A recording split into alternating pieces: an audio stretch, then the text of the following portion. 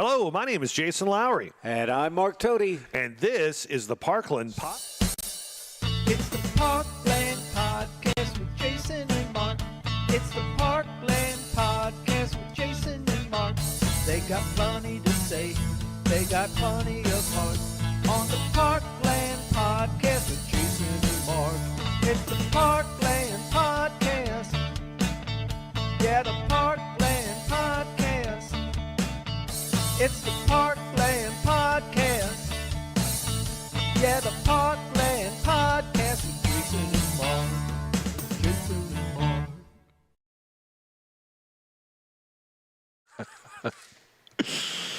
Hey, time for episode 109 of the Parkland Podcast on this beautiful summer Saturday morning. It's 8 o'clock. It's 69 degrees on July the 25th. My name is Jason Lowry. This is Mark Tate.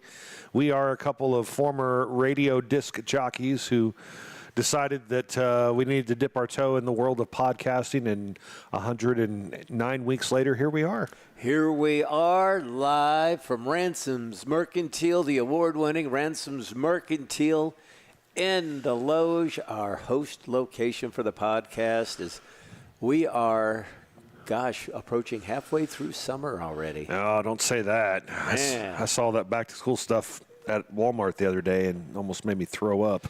Yeah, it's you just think in another 3 weeks they'll have Christmas stuff out. Yeah, that's true. No doubt about that.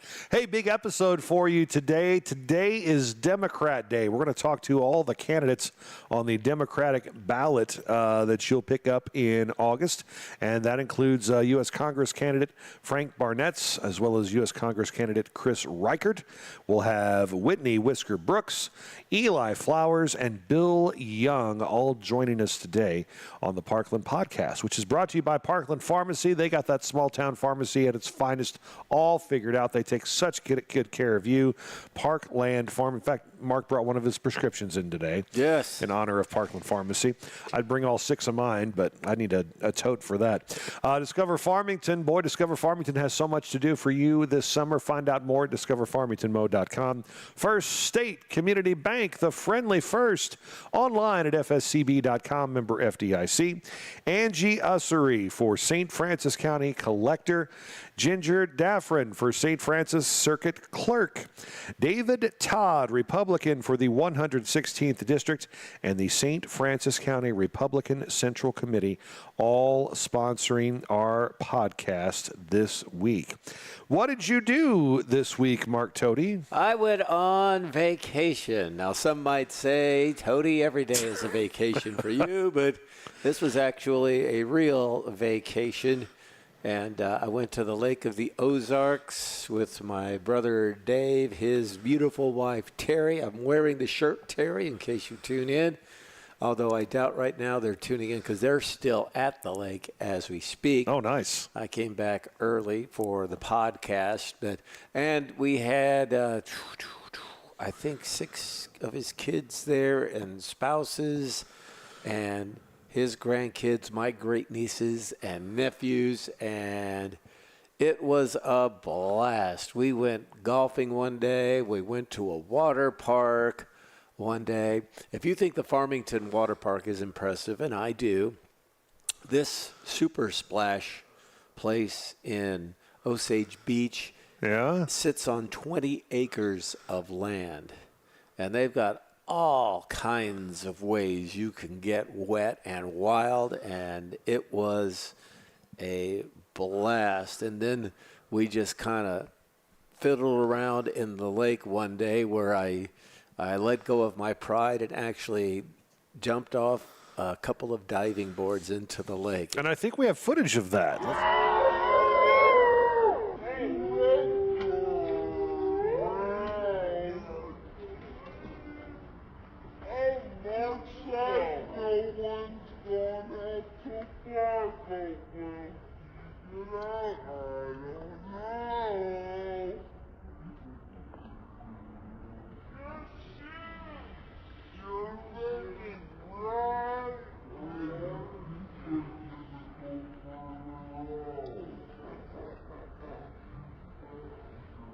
Uncle Mark. Good job, Uncle Mark. Good job. How many kids were there? Oh, gosh. I think about, depending on the age, anywhere from 1.5 up to 15. Yeah? I'd say there were probably close to a dozen. Wow. I tell you, it was great. I love them all, and it was cool to hang out with them. But there were a few times I had to, like, sneak off to my room and be by myself because it's a lot of sensory overload. And I felt bad about it, but then my sister-in-law, Terry, says, no, I had to, too. Yeah, no, that's fine. You need It's quiet okay. time sometimes. So. but I do want to give a shout-out to a couple people. We're always bragging about Jake and the folks at Subway. Yes. And deservedly so. But I want to give a shout-out to his wife, Kristen, and their kids. They were selling baked goods on social media this past week and a half. And I bought some banana chocolate chip bread from them and took it with me on the trip. And Kristen, if you watch this, it didn't last but about a day and a half. They were so happy with it. Jenny Tamur and her daughter, Naya, I bought some spicy dill pickles from them. And everybody loved them. In fact, my one niece, Erica, she claimed them and said, I'm taking what's left home, but I don't know that there would be much left for her to take home. And then Sarah Henson, she made me some trail mix. And one of my, I guess you would call him my nephew-in-law because he's married to my niece. He's like, yes, that's what you would call him. that stuff is so addicting. I can't stop eating it. So Sarah, all three of those meals were very, very, very popular. Taking the Parkland with you I on did. vacation. Way to go, Mark Toady. Your Chamber of Commerce badge is huge. Went to the farmer's market the Saturday before I left and bought a bunch of those little tomatoes. Yeah. And, they were quite popular as well. So I did good. The wife and I repainted and refloored our kitchen this week. That was our big deal. The kids had kid 2 and kid 3, James and Lucy, had theater camp, Mineral Area Fine Arts Academy. Fantastic job this week. The kids loved it, loved every minute of it. So while they were gone, myself, the wife, and sometimes Jonas, depending on if he was at band camp yet or not, tore up the floor in the bathroom, repainted, put a new floor down, got it done last night, and what a relief. Yeah, having everything done. I hate the living, because still most of our kitchen is in our living room now. And, that bothers me, but not as much as during the summer, though, when we got time to put it all back. See, I will not do that kind of work because I would be the kind of guy that would take a $500 repair job and turn it into a $1,500 repair job. I'd try to hire somebody else. So I just bring somebody else in, and I've got all the outside of my house fixed up. So now I'm going to get the rest of my house on the inside here once this all settles down and get that all fixed up. Yeah. So yeah, you'll be good to go with a brand new house. Yeah. Question of the week. It's on our poll. How do you feel about Amendment 4? Amendment 4 is not doing well locally, at least among Parkland podcast viewers. So get on there and vote yes or no, whether you support Amendment 4 or not, and we'll do the same for Amendment 5 next week to get you ready for Election Day. There are 4 amendments on the ballot, but only 2 of them seem to be gathering a lot of attention, and that is 4 and 5. I think 1 and 2, everybody's like, yeah, whatever, that's fine. One is no, I think most people are for because they like to see the state parks. And absolutely. Number 2, I don't think a lot of people outside of a few areas care. Well, exactly, because it's only for like 1 or 2 counties. Yeah. But as Matt Harden, who was on here a couple of weeks ago, pointed out, those counties have already said they want this by popular measure. So, but they couldn't change it. It had to be. It's like linked into the Missouri Constitution. That's why we're all voting on it across the state. But yeah, 1 and 2.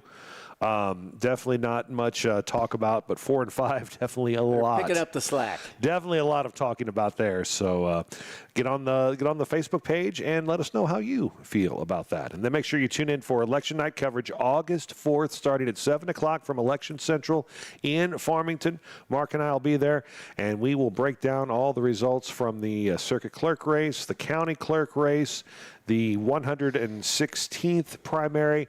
I also, and I'm going to try to get some feelers on this, and it's going to be tough because it's multiple counties. The 144th race between Todd Harbison and Christy Dinkins? The 140 Chris Dinkins, yes. That race is crazy. Like there's like some mud being flung, like signs are being stolen, all kinds of crazy stuff's happening. So I'm going to try to, hopefully on election night, give you the results from that one as well. Yeah, when you head in that direction, those are two very popular names in that coverage area. Oh, yeah, absolutely. And they are really duking it out hard in that race. I know our races locally have been pretty respectable. I mean, Yeah. and we saw it here firsthand a couple weeks ago when the candidates were here. Everybody was nice and cordial to each other.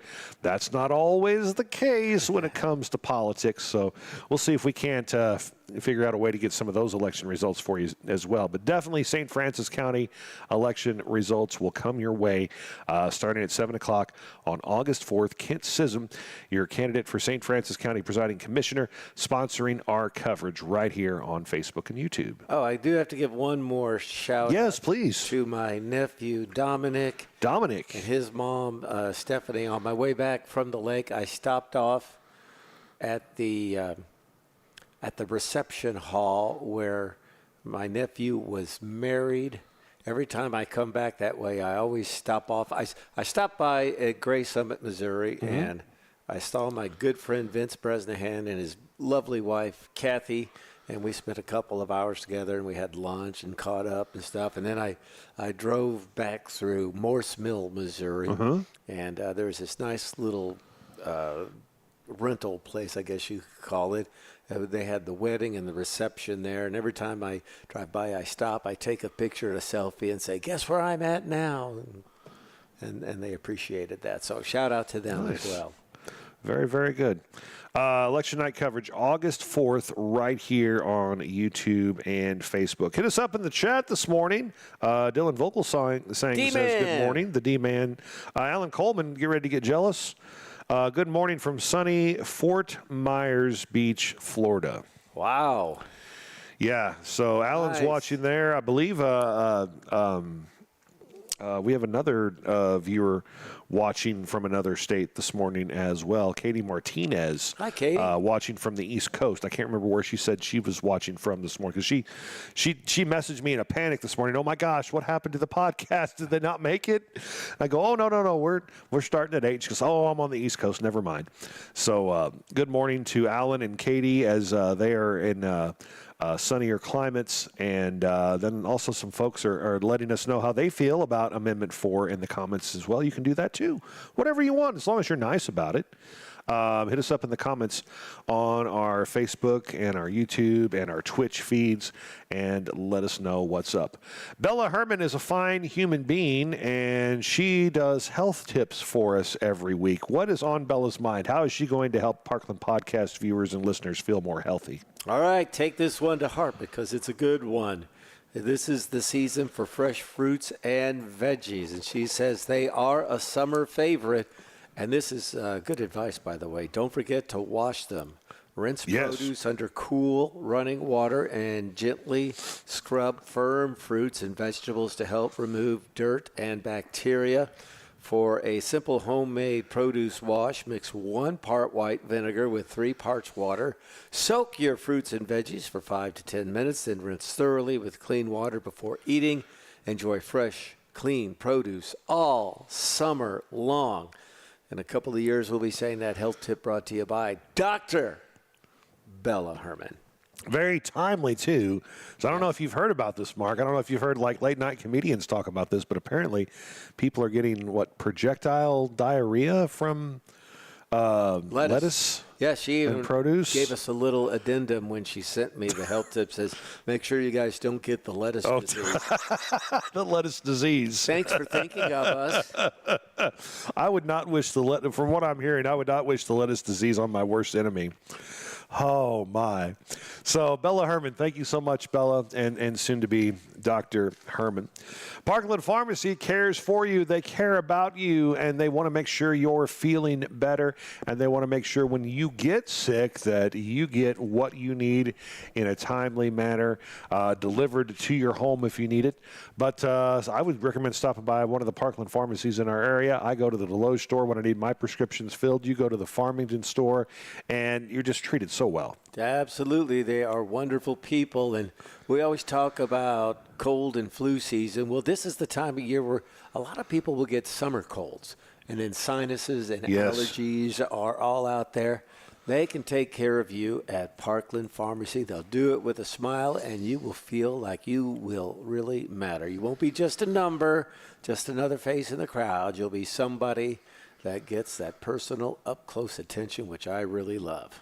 Parkland Pharmacy has locations in Deloge, Farmington, Fredericktown, Ironton, Piedmont, and Greenville. Parkland Pharmacy, small-town pharmacy at its finest. Are you ready for your music trivia? Oh, music trivia, absolutely. Lay it on me. What do we got this week? I love it. I'm gonna try to. People told me last week too. They liked it when I paused because it gave them like time to hit us up in the comments about what they think. So play along at home, and I'll try to go slow. I'll try not to blurt out the answer, even though I might know it. All right. Now there might be more than these. Okay. But the song "Photograph" was recorded and made into hit songs by 3 different artists. 3 different songs, all titled "Photograph." Okay. Name 2 of the 3 artists. Okay. Photograph. This is the name of the song. I got 2 of the 3 artists here. Let's see. All right. So, Photograph was a big hit for Def Leppard on, it was the one before Pyromania. I can't remember the name of the album. You don't even need the album, Bob. But yeah, Def Leppard is one of them. Feel free to play at home. Yeah, I feel, and also too, there was a really big band in the '60s. They kind of made the way for every band after them. Very popular from Britain. They had a drummer, and he has a solo version of a song called "Photograph." Ringo Starr. Very good. Ringo Starr. And now I'm trying to think of the third one, and Third one's a really good song too. third one's a really good song too. I can't think of the third. Who's the third? Well, if I gave you a dime and wanted change back, what would you have to give me back? 10 pennies. Or? A nickel and 5 pennies. So I'd get a nickel back? Nickel back. Oh, nickel. Oh, look at this photograph. Okay, yeah. All right. Along those lines. Okay. 3 totally different songs, all hits from the song Gloria. Oh, okay. Gloria. 3 different artists. Okay. So 2 should be pretty easy. 2 should be pretty easy. One was basically the theme song of the St. Louis Blues 2019 run to the Stanley Cup. They were at a bar, I believe, in Boston, and having a good time one night, and that song just kept coming up and coming up and coming up, and they said, let's play Gloria, and then it kind of caught on and went from there. That would be by Laura Branigan, who had the best-looking eyebrows in the 1980s.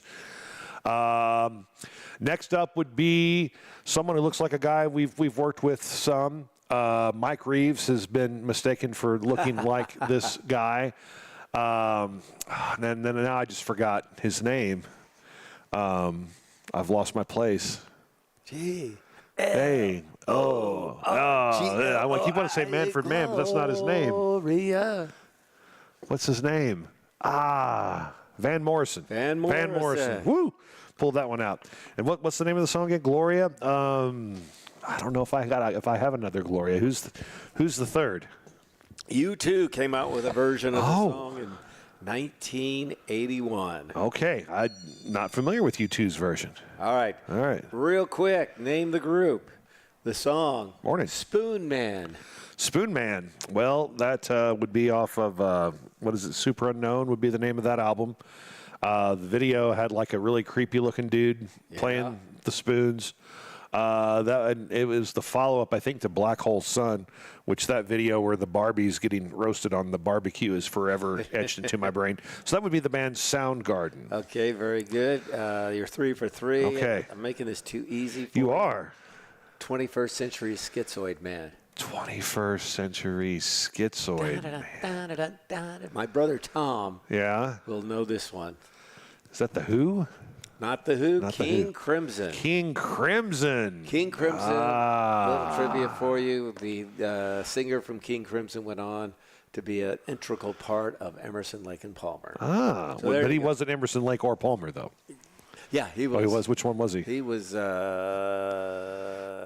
Greg Lake. Greg Lake. Okay. There you go. That is your music trivia this week for the Parkland podcast. First State Community Bank online, fscb.com. They are the friendly first. They are the official bank of the Parkland podcast. We use them for everything. Yes. And they of course, have everything that everybody else does.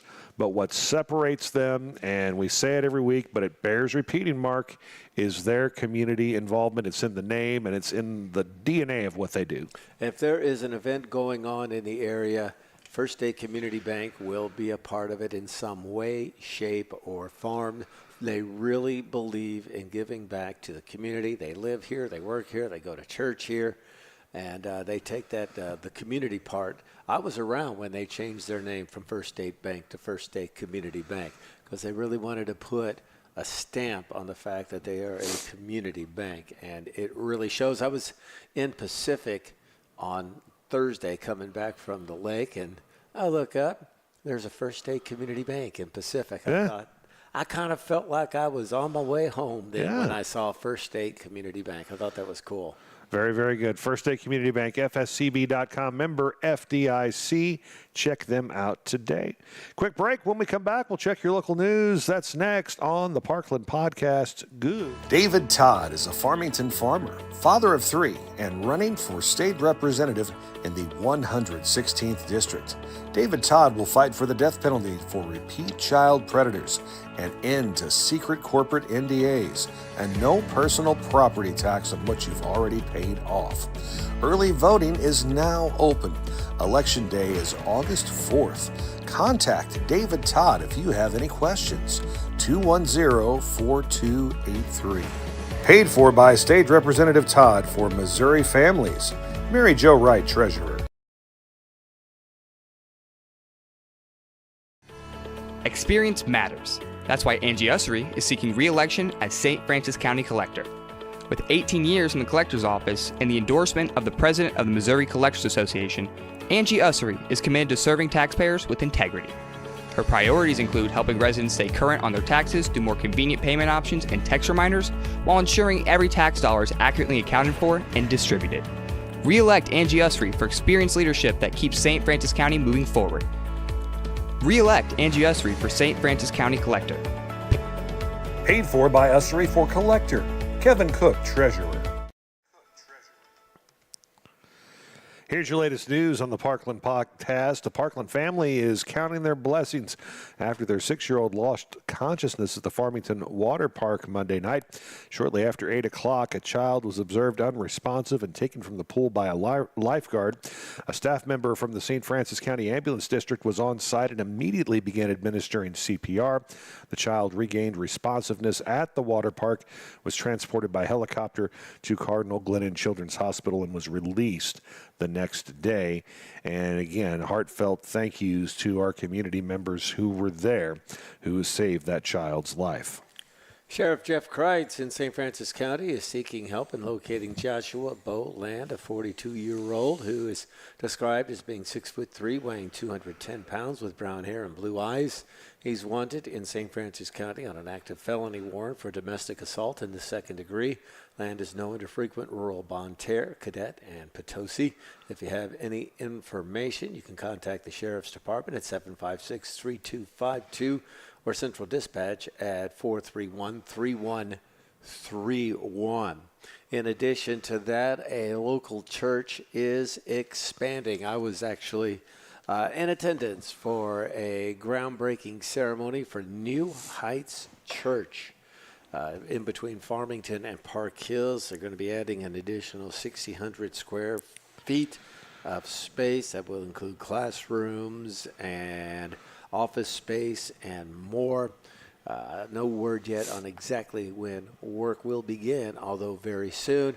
Pastor Rocky Good is the pastor at New Heights Church. Early voting is now underway across the state of Missouri, and everybody, no matter which ballot you pull in the primary, will feature the 4 amendments. Amendment 1, if approved by voters, continues the 10 years of the 0.1% sales tax used for soil and water conservation and for state parks and historic sites. Amendment 2, if approved by voters, requires that all charter counties, including Jackson County, elect a county assessor, and that such assessors comply with training requirements established by state law. Amendment 4, if approved by voters, modifies current requirements that a simple statewide majority of voters may approve initiative petitions to amend the Constitution.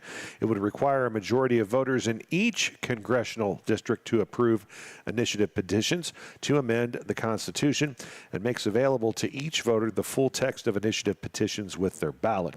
And finally, Amendment 5, if approved by voters, requires the phase-out and elimination of the individual income tax based on revenue growth. It requires the reduction of property taxes and other local taxes to offset any local sales tax revenue increases while preserving local funding for public schools.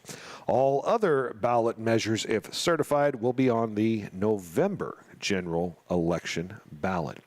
How about the weather forecast, Mark Tody? We've had quite a break, but things are about to change. Yeah, I was going to say, we hope you enjoyed the little break in the weather. I know I enjoyed it Wednesday when we went golfing. The only thing worse than being a horrible golfer is being a horrible golfer on a 97-degree day, so the little break in the heat really turned out well. But things will be changing. Maybe, just maybe, a little spot shower this morning, otherwise partly sunny, with a high in the upper 80s. Tomorrow, 95 with a heat index of 104, as a heat advisory will go into effect. Monday, 98 for the high. Tuesday, 95, 91 on Wednesday and Thursday, and yet another 90-degree day with a slight chance of rain come Friday. So 70 right now. Yeah, today looks like our last day where we won't be Cut in your grass the 90s. today. Yeah, if you haven't already. Again, right now 70 degrees with a mix of sun and clouds right now outside here at Ransom's in Deloge as we bring you the Parkland podcast. That's your news. Coming up next, we'll check events, and then we'll start visiting with our guests. We have quite a few today. It's the Parkland Pod. The St. Francis County Republican Central Committee encourages you to pick up a Republican ballot in the August primary and vote for these candidates: Angie Ussery and Mike Miller for County Collector, Christina Bone and Ginger Daffron for Circuit Clerk, and Jason Green for State Representative in the 116th District. The St. Francis County Republican Committee also supports Becky Lobinger, Pat King, Todd Smith, Kent Sissom, Kevin Engler, Jay Graff, Blake Dudley, Louis Cyberlick, Alex Wade, and Kyle Smith. Make sure you pick up a Republican ballot for the August election on Tuesday, August 4th. This message is paid for by the St. Francis County Republican Committee. Kent Sissom, Treasurer. Discover Farmington. Explore the Parkland. Just 1 hour south of St. Louis, at the edge of the Ozark Mountains, you will discover Farmington, Missouri. Surrounded by 9 of Missouri's most scenic state parks, challenging golf courses, an extreme off-road recreation area, hiking trails, and award-winning vineyards and wineries. Farmington is the perfect destination.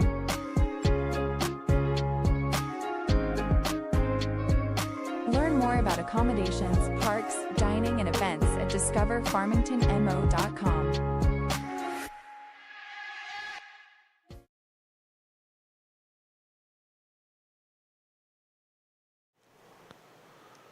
Event time. Events are powered by Discover Farmington more than you ever imagined. DiscoverFarmingtonMo.com allows you to find out more about entertainment, dining, outdoor activities, wineries, and more. Well, the Park Hills Citywide Yard Sale is going on today in Park Hills. I can't believe that it's happening without the Colemans being here, too. That's crazy. Live music today. We got live music all over the place. At Crossroads will perform today at Charleville Winery. Vince Martin is at the Wine Garden Vineyard. And Vinyl Revolution will perform at Oak Meadow Winery. Big River Chautauqua, the Spirit of 76, wraps up tonight. Tonight it's Ben Franklin. It'll be all happening inside of the Bonne Terre City Auditorium. Craig Morgan is your featured entertainer at this year's St. Francis County Fair next week. The annual Baby Boomer Concert, the Spirit of 76, coming up as well, July 31st and August 1st at the First State Community Center in Farmington. Tickets are on sale. Pie baking contest presented by Discover Farmington, August 1st at the St. Francis County Fairgrounds. Top pie wins $500. There's also a Pie in the Face contest to help the hungry bake sale as well. That's part of the county fair. Farmington Regional Chamber of Commerce Golf Tournament, August 7th at the beautiful Bogey Creek Golf Club.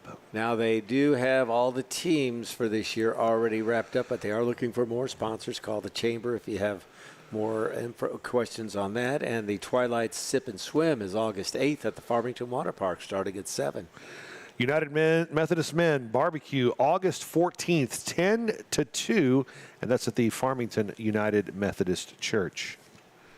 And let's see, the 9th Annual Blues, Brews, and Barbecue is coming up September 18th and 19th in downtown Farmington. And don't forget about the Farmington Educational Foundation's 10th Annual Golf Tournament, September 11th of this year, sponsored by our good friends at First State Community Bank. If you have more questions, you can contact Sally Shin. She is the girl in the know. There you go. Those are your events. They're powered by Discover Farmington more than you ever imagined. Find out more about local events. Even book a wedding or day trip today at discoverfarmingtonmo.com. We are going to talk to all of the candidates on the Democrat ballot this morning. We'll start with Frank Barnitz. He'll be our first guest next here on the Parkland Podcast. In St. Francis County, leadership, integrity, and experience matter. Ginger Daffron has the experience you can trust and the service you deserve. Committed to our community every day. As your circuit clerk, Ginger Daffron will continue to provide accurate, efficient, and courteous service while upholding the highest standards of the office. The circuit clerk is here to serve you, and Ginger Daffron will help you with court records, passports, and more. For leadership, integrity, and experience, Ginger Daffron for St. Francis County Clerk. Paid for by the committee to elect Ginger Daffron. Stephanie Daffron, Treasurer.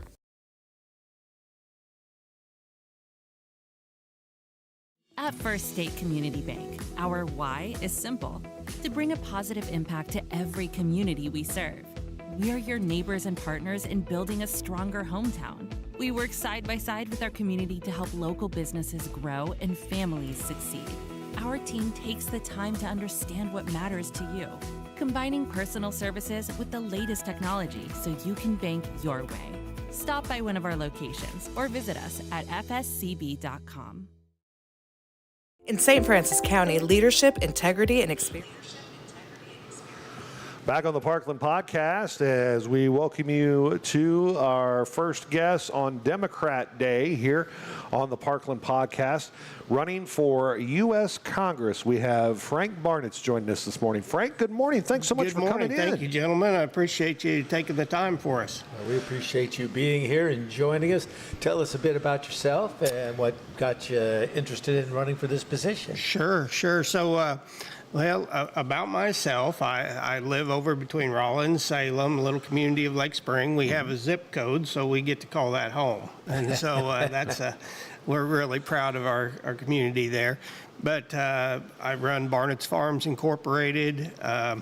We also have a feed company, and I have some real estate. I mean, I've been in different businesses throughout the time. Probably one of the things that everybody kind of needs to know is that I've served in the Missouri legislature. So was a state rep from 2001 to 2005, won a special election in 2005 to go to the Missouri Senate, and stayed there until 2010.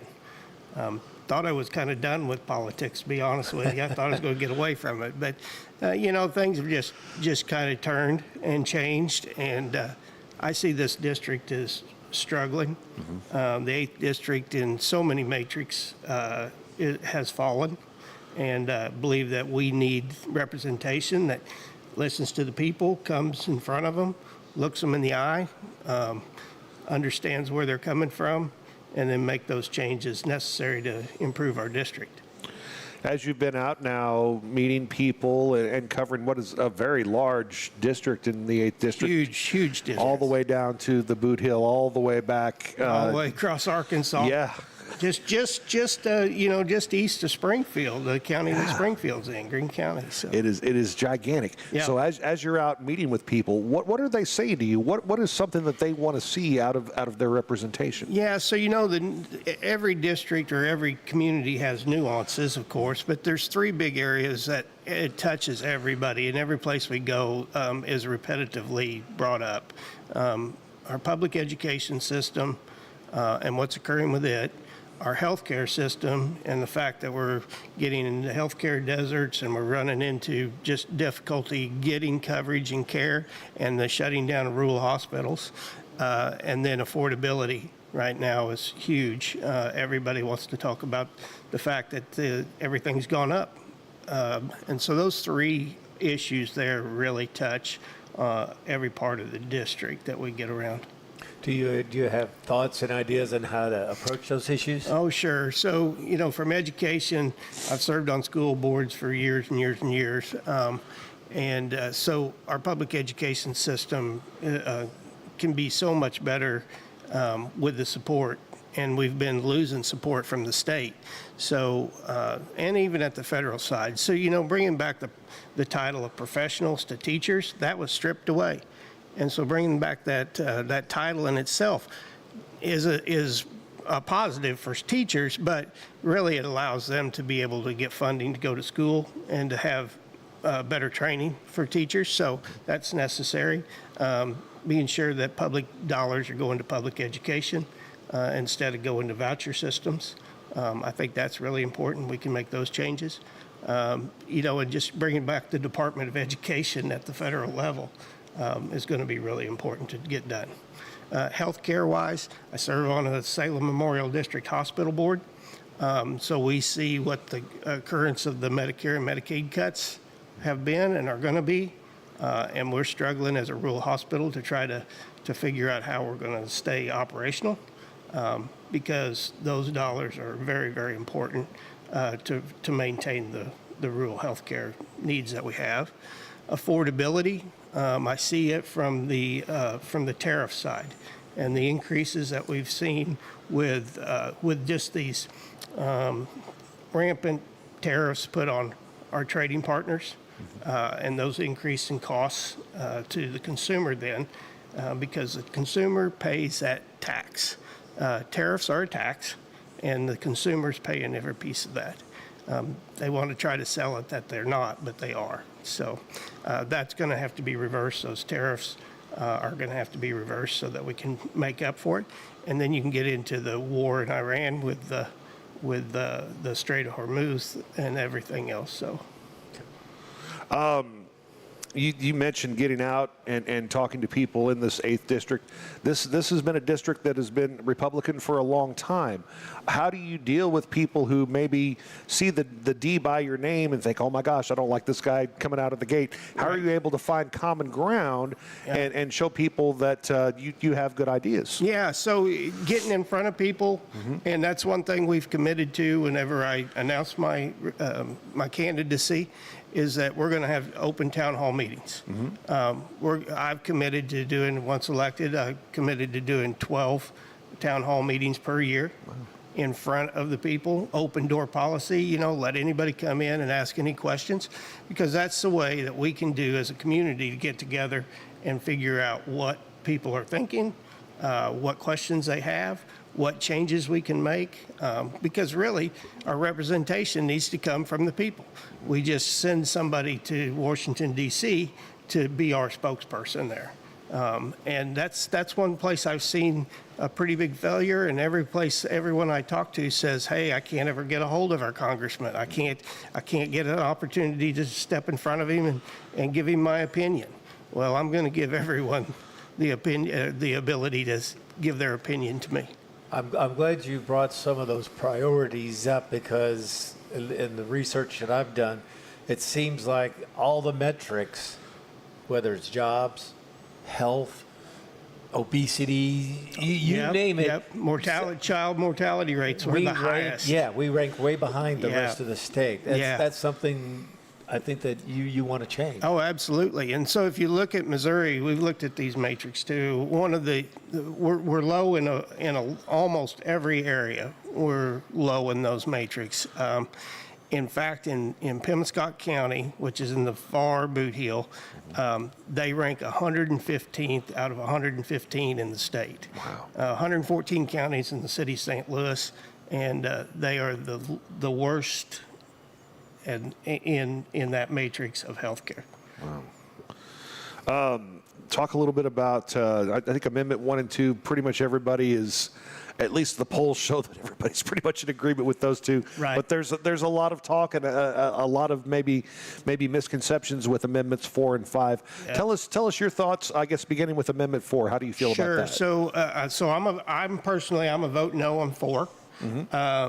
4 is going to take your ability to be able to get in front of the legislature. So if the legislature doesn't want to move on an issue, the population's got a way of going about and getting petition driven and going ahead and getting an item put onto the ballot. If 4 passes, you won't get that opportunity any longer, because once that's on there, I mean, you can get the petitions and you can get it on signed, but if it just fails in one district, one congressional district, and it could be the smallest one in the St. Louis region, or it could be the largest one in the 8th or the 2nd. And if they fail in any of those, then the whole thing's thrown out. And we're giving the legislature the authority to have power more than the people do, because they just have to meet 51% to be able to get their items onto the ballot, and that's a simple majority passes those if they come from the legislature. The people should have the choice. They should have the invoice. And it's always been my belief that the supreme law is the vote of the people. So whatever the populace decides, that's the direction that we should go. So a lot of people that I talk to says the thing that they have concerns about is you could have the 6 outlying districts say no on a particular issue, but then St. Louis will vote yes, and because there's so many voters there, it kind of overrides the wishes of the majority of the state. Do you think there's a compromise somewhere in there that would work for everyone? I think that there probably could be a compromise somewhere in there. That conversation's probably something that needs to hold place. But I would reverse that and say that, it's not always going to be under Republican control in the state of Missouri. I mean, at the legislature level, it won't always be there. And so issues that very conservative individuals have that believe they should bring to the people, they could lose their abilities to do it just as much as any other person could. So I think you got to be real careful about finagling with the way the system works right now. And then Amendment 5. This one's a little more convoluted because there's so many working parts. Yeah. Okay, we're going to pull back on this tax, but we're going to bring in this tax, and we're not quite sure where all this is going to come from. Right. Your thoughts on Amendment 5? So again, Amendment 5, I believe, is the most regressive tax the state of Missouri has ever seen. So it's going to affect low and medium income individuals as well as fixed income individuals. So people on Social Security or retirements, on set funds, they're going to get taxed more than they are currently. And so there's a real concern with the regression of that tax and what's going to occur. Also, you need to look at a couple of different things. One, it's about replacing funds. It's not about growing our economy or growing the ability to have more services or anything else. It's just a replacement.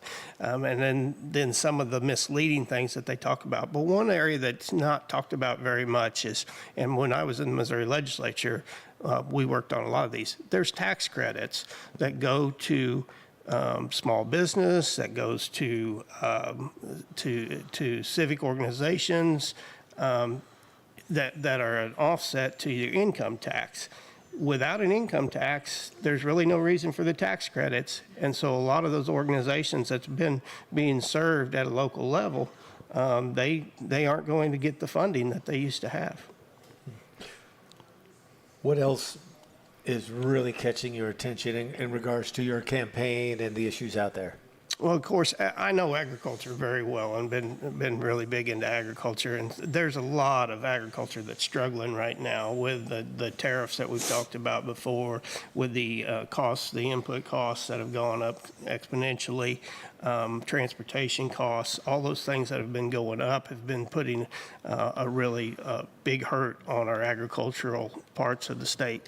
One of the other areas that I talk a lot about, and because I served on appropriations and budget at the Missouri legislature, our national debt is out of control, and we have got to curtail our national debt. We can't stop it. I mean, we can't stop it all at once, but what we can do is we can sure slow down our national debt, and we can stop increasing it right now. And then we can slow it down, we can then stop it, and then we can reverse it.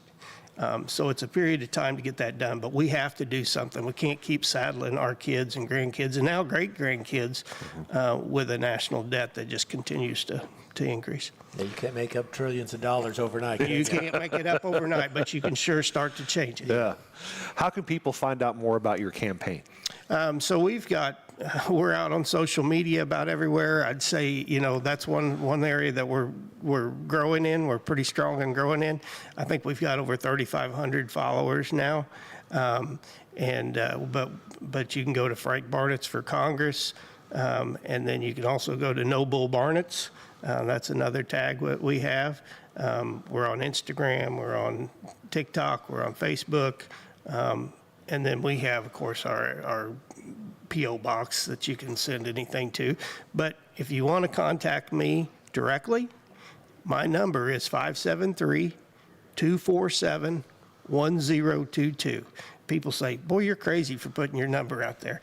I said, no, I want to hear from anybody that wants to take the time to call me or text me. I'm happy to talk to them. Thank you so much for being here. Yeah. Thank you. Fantastic. Yeah, we've never had somebody running for your position on our podcast before, so this is great. Thanks for spending some time with us today. Well, thank you for taking the time for me. All right. That's Frank Barnitz. He is a candidate for U.S. Congress in the 8th District, and he is our guest right now on... Hi, welcome to Subway. What can I get for you today?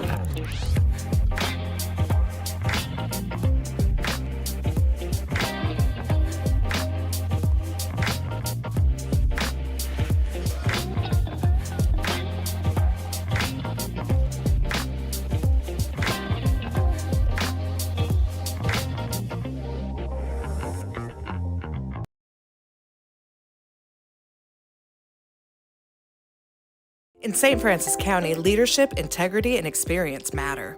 Ginger Daffern has the experience you can trust in the service you deserve. Committed to our community every day. As your circuit clerk, Ginger Daffern will continue to provide accurate, efficient, and courteous service while upholding the highest standards of the office. The circuit clerk is here to serve you, and Ginger Daffern will help you with court records, passports, and more. For leadership, integrity, and experience, Ginger Daffern for St. Francis County Clerk. Paid for by the committee to elect Ginger Daffern. Stephanie Daffern, Treasurer.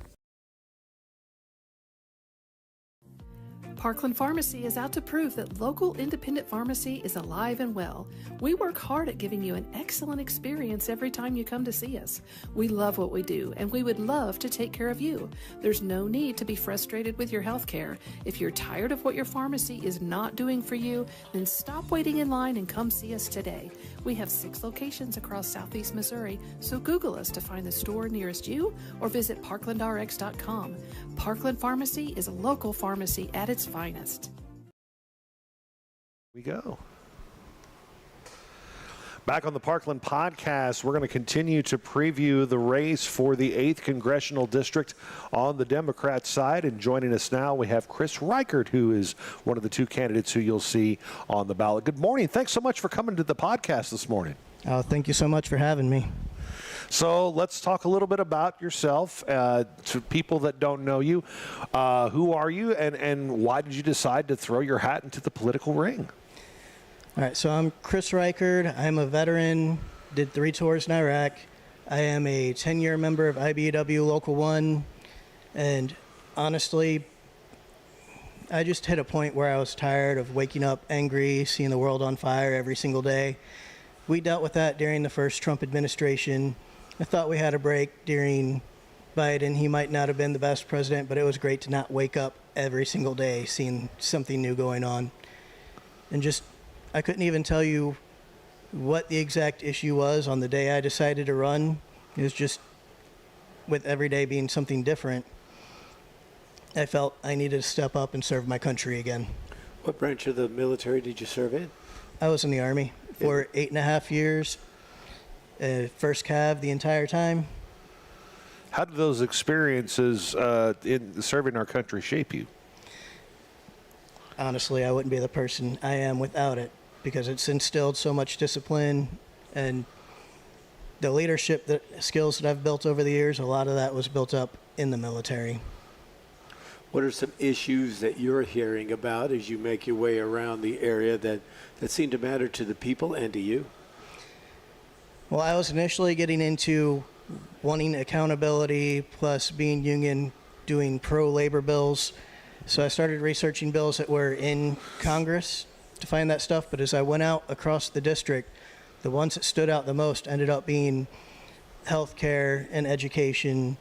And honestly, with everybody putting their concerns out, all the research I ended up going into is there's 15,000 stalled bills in Congress right now, and almost everything that somebody wanted an issue solved for has a solution sitting in Congress already, just needing support to get pushed through. So with those main items that people are talking about, health care, if elected, what are some things that you could do in Congress to help the health care industry be more affordable for people like you and I? Well, first of all, need to reverse some of the cuts made from the big, beautiful bill, get some of the Medicare, Medicaid benefits brought back. There are bills in Congress that'll do that. An overall dream would be to get Medicare for all, but there are a lot of stepping stone bills that are there that can get put together to make sure that our people are going to be safe, happy, having productive lives, and being able to live long fulfillment to do it.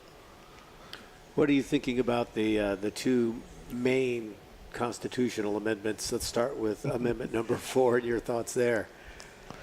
Oh boy, anything that hurts a citizen's right to vote is always going to be an issue for me, especially on the larger scale, serving in the military with the Constitution. The Missouri Constitution is just as important to me.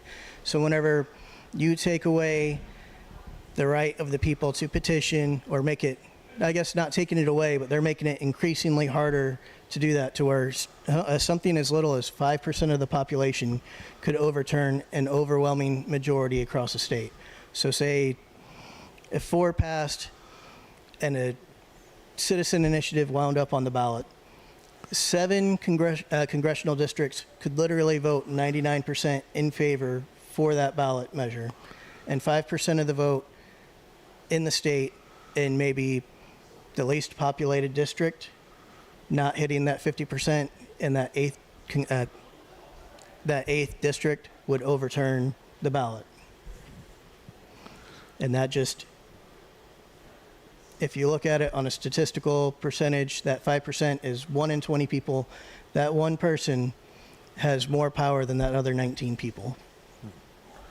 And Amendment 5, tell us your thoughts on Amendment 5. This could take a little bit longer. It's not quite as open and shut, is it? So Amendment 5, removing the income tax. You know, for a lot of people, that seems like a dream amendment to pay fewer taxes when you look at it at face value. But whenever you get into the nitty-gritty of the amendment, you find out that to cover the amount of money, 60% of the revenue within the state would have to be replaced.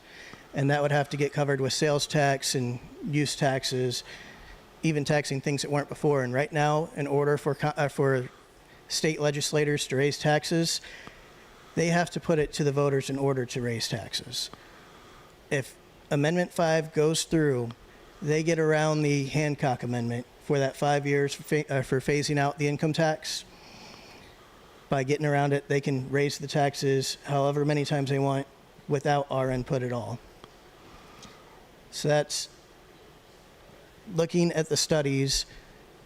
They have it set at the well, sorry, I lost myself a little bit for a second there. So the earliest studies I've seen for what this would cost the average taxpayer in Missouri, that they're not paying their income taxes anymore, but with all the sales taxes that would be needed to cover what they're losing, would be $500 to $550 more worth of taxes for the average citizen, with some of the lowest and worst case scenarios being anywhere up to $1,600 for a household more in taxes per year.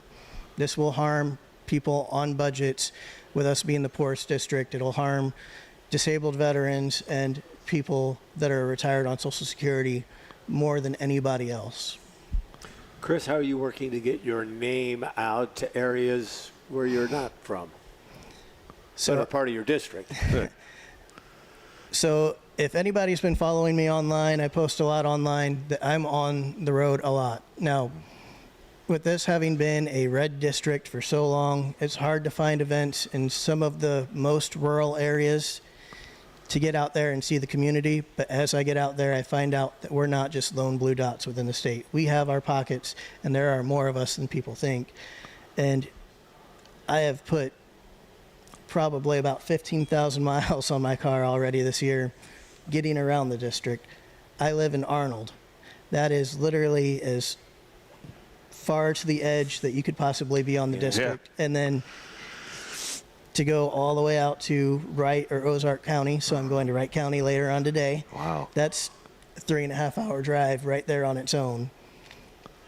And I mean, 15,000 miles is still. It's a lot of miles. That's a lot of miles. And you mentioned it too. This district has been very Republican for a long, long time. What do you say whenever you talk to people and they see the D by your name? What do you say to tell them, hey, I'm a real person. I have the same things that you're going through, and this is what I'm all about. How do you handle those conversations? I'm sure sometimes they're not extremely easy. So honestly, have a little bit of fun with it sometimes. Yeah. I start with I'm a veteran and a union member, get my foot in the door right there, because there's usually the initial respect for veterans. Plus, we're basically all working class here in District 8. So that gets me in the door. Throw a little humor in with, I am running as a Democrat, but don't hold that against me just yet. I might have some progressive values, but there are very pragmatic ways to get there. There's There's a lot going on in this district as far as joblessness, drug problems, things like that. There's a lot to work on. Did you have like a top priority of the thing you want to start on first? Initially, it was going to be labor, but right now it's a focus on veterans and healthcare. As a veteran, what are the struggles in the healthcare world? I mean, you've probably gone through some yourself, and I'm sure you know people that have gone through lots. Well, with all the cuts that happened post-Doge last year, there were tens of thousands of jobs cut from the VA. Just in one of the instances of going to a doctor's appointment earlier this year, I happen to live close enough to the VA, Jefferson Barracks, just outside of St. Louis, that it's a 15, 20-minute drive away from me. But one particular instance, I went there just for a regular appointment, and a gentleman was there for 2.5-hour drive to get there. That was for a follow-up for a cancer screening. Out of all of the potential little hubs anywhere else or how they could have outsourced to get him somewhere closer, 2.5 hours, and he was in and out of his appointment in 5 minutes. Wow. I think you deserve a little more time than that. I would think so. Yeah. How does somebody find out more about your campaign? So I have a website, Reichard4rep.com, but I'm also on Facebook is my most active social media. I have social media pretty much across the board from Blue Sky to Instagram, but Facebook is the one that I'm primarily using. Very good. Chris, thanks so much for joining us, and thanks for putting in another long drive today, and best of luck, because it sounds like you're going all over the place again this weekend. Oh, yeah. Well, thank you very much. Chris Reichard joining us. He is a candidate for U.S. Congress in the 8th District, and he is one of the two names you'll see if you pull a Democrat ballot on August the 4th. We'll continue our interviews on Democrat Day. We'll talk to Whitney Wisker-Brooks. She is next.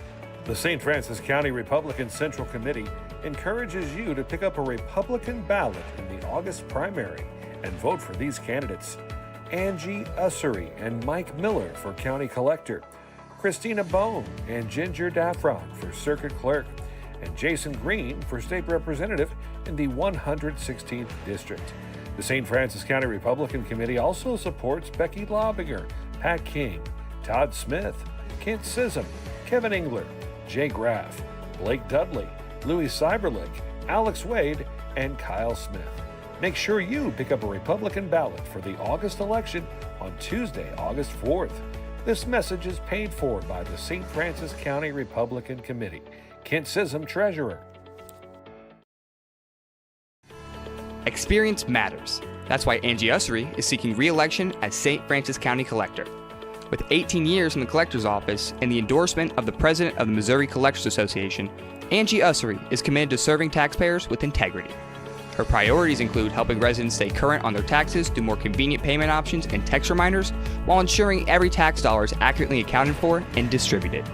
Re-elect Angie Ussery for experienced leadership that keeps St. Francis County moving forward. Re-elect Angie Ussery for St. Francis County Collector. Paid for by Ussery for Collector. Kevin Cook, Treasurer. At First State Community Bank, our why is simple: to bring a positive impact to every community we serve. We are your neighbors and partners in building a stronger hometown. We work side by side with our community to help local businesses grow and families succeed. Our team takes the time to understand what matters to you, combining personal services with the latest technology so you can bank your way. Stop by one of our locations or visit us at fscb.com. David Todd is a Farmington farmer, father of 3, and running for state representative in the 116th District. David Todd will fight for the death penalty for repeat child predators, an end to secret corporate NDAs, and no personal property tax on what you've already paid off. Early voting is now open. Election day is August 4th. Contact David Todd if you have any questions. 210-4283. Paid for by State Representative Todd for Missouri Families. Mary Jo Wright, Treasurer. Discover Farmington. Explore the Parkland.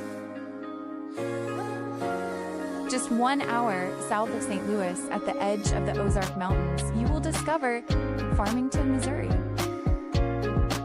Surrounded by 9 of Missouri's most scenic state parks, challenging golf courses, an extreme off-road recreation area, hiking trails, and award-winning vineyards and wineries, Farmington is the perfect destination.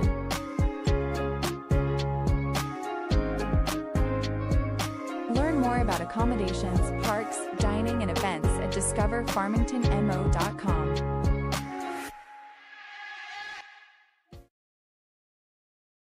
In St. Francis County, leadership, integrity, and experience matter. Ginger Daffern has the experience you can trust in the service you deserve. Committed to our community every day.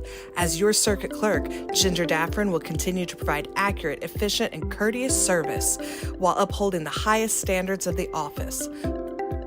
The circuit clerk is here to serve you, and Ginger Daffern will help you with court records, passports, and more.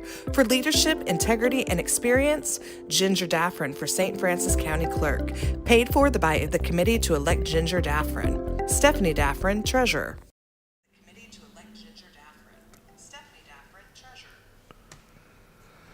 Back on the Parkland podcast as Democrat Day rolls on this Saturday, July the 25th. It's 9:04 and 71 degrees. Joining us here at Ransom's in Deloge, we have Whitney Wisker-Brooks. She is a candidate for the 116th District. Good morning, young lady. How are you? Good morning. I am doing quite well. Now, before we get rolling into the interview, I guess you've known Mark and I for many, many years. Your dad is the legendary Kevin Brooks, who we refer to quite often on the podcast, longtime engineer in the area. And I guess before we start talking about you as a candidate, what was it like? I got to know, when you were a kid, you're sitting there, Dad's finally home from work, and all of a sudden the phone rings and he's got to turn back around and go. And I remember when your sister worked at the radio station, we had her call your dad when something went wrong because we couldn't do it. Is your dad as scary to you as he was to us back when we worked with him? No. I mean, once you've seen this man, crawling around on the floor in his underpants petting a cat, probably not going to love that story. But he loses a little that. With Kev, it's a little more bark than bite. But no, there's definitely, those phone calls would come in and it was a, and you just kind of say, okay, well, Dad's gonna go to work. So, although before we started getting into the political side of things, I do remember you telling me a story about you had a fender bender at one time, and she called her dad. Her dad was on the way out there, and she went to the person involved in the accident, and she said, "Let me know if I got this quote right. I apologize in advance for my father." Yep. Yeah, so it was a little issue. I was driving down the road, somebody threw open their car door and hit my car. And this is a brand new car. So I call my dad because, I'm 18 years old. And I was like, oh, God. So I go to them, I say, he's going to be mad. I'm sorry. And he rolls up and he comes out and he's steaming. And I'm just like, all right, well, here it is. But we all got through it. But he is a top-notch guy, and I will always be grateful that I've got Kev as my guy. That's right. And right about now, Kevin's going, hey, I thought this was about Whitney. No, it's just the Kevin Brooks roast. This is actually just what we're doing here today. Well, let's get to it. Tell us why you decided to run for state representative. Yeah, so obviously I'm from Farmington. I'm from the 116th district, and I moved away for a while, went to school, started my career, and came back. And so this is home. And when I decided to run, it's because I am intensely invested in the well-being of this community, and there are some real issues that I think need to be addressed. And I think that we need leadership and we need representatives who are going to represent the entirety of the community. And so I'm a social worker by profession and by trade. And when I've spent my career working with people who are not always having their best day. And I see the systems that don't work, and I see the systems that we need to work. And that's really kind of the motivation for this candidacy, is taking my experience working with people really on the worst days of their lives and making a government that is actually responsive and works for people and produces better outcomes. Would you consider the system to be broken or just in need of tweaking, or where would you put that? That's such a good question. I don't think it's broken to the point of not being able to be repaired. I think that, we have this big idea or there's a lot of people who say we need small government, government's bad, government's the enemy. The reality is government isn't the enemy. It's just ineffective government and politicians who don't work to serve the best interest of the people who elect them. That is the problem with government. But, when we look at, say with the flooding that we're experiencing right now, in Reynolds County and Iron County and all of these areas, when we have a tornado, the first place we go to is we need FEMA. We need the government to help. We don't need the government to save us, but we need an effective government. And so what my focus as a candidate is, and what I would bring as a representative, is working to build programs that are efficient and responsive to government or to citizen needs. And so I think that we need to kind of rework this idea that we need to elect politicians who are going to make no government, because that just doesn't make sense and is not a reality. We need to elect politicians who are going to make a government that is actually aware of what the constituents need and respond to those needs. You mentioned your background is kind of the health and human services. Is that a big area of focus if elected that you want to pursue? Yeah. So when I look at my platform, I kind of look at, because I am a social worker, I look at the whole lifespan of people, and so I look at education. That's obviously a top priority, because we need kids to have access to quality education. And kids in rural districts, so in the 116th, I'm looking at Farmington, Fredericktown, Bismarck, these kids deserve every opportunity that any kid in a larger district has. And just because you live in a zip code that is smaller, more rural, you don't deserve less access to success. So say we focus on education, we get quality education, that's going to allow us to bring a better prepared population for to fill jobs, skilled jobs that can stay in this community and help build this community. If we don't have decent paying jobs that allow people to remain here in this community, they're going to leave, and without people, communities collapse. And then my third kind of platform piece is healthcare. And so this kind of comes into the health and human services. My background is rural healthcare. I've worked in rural hospitals and in different healthcare agencies, ensuring that people have access to healthcare services. I currently am intensely concerned about the state of rural healthcare in Missouri. With rural healthcare, Medicare and Medicaid dollars keep rural hospitals open.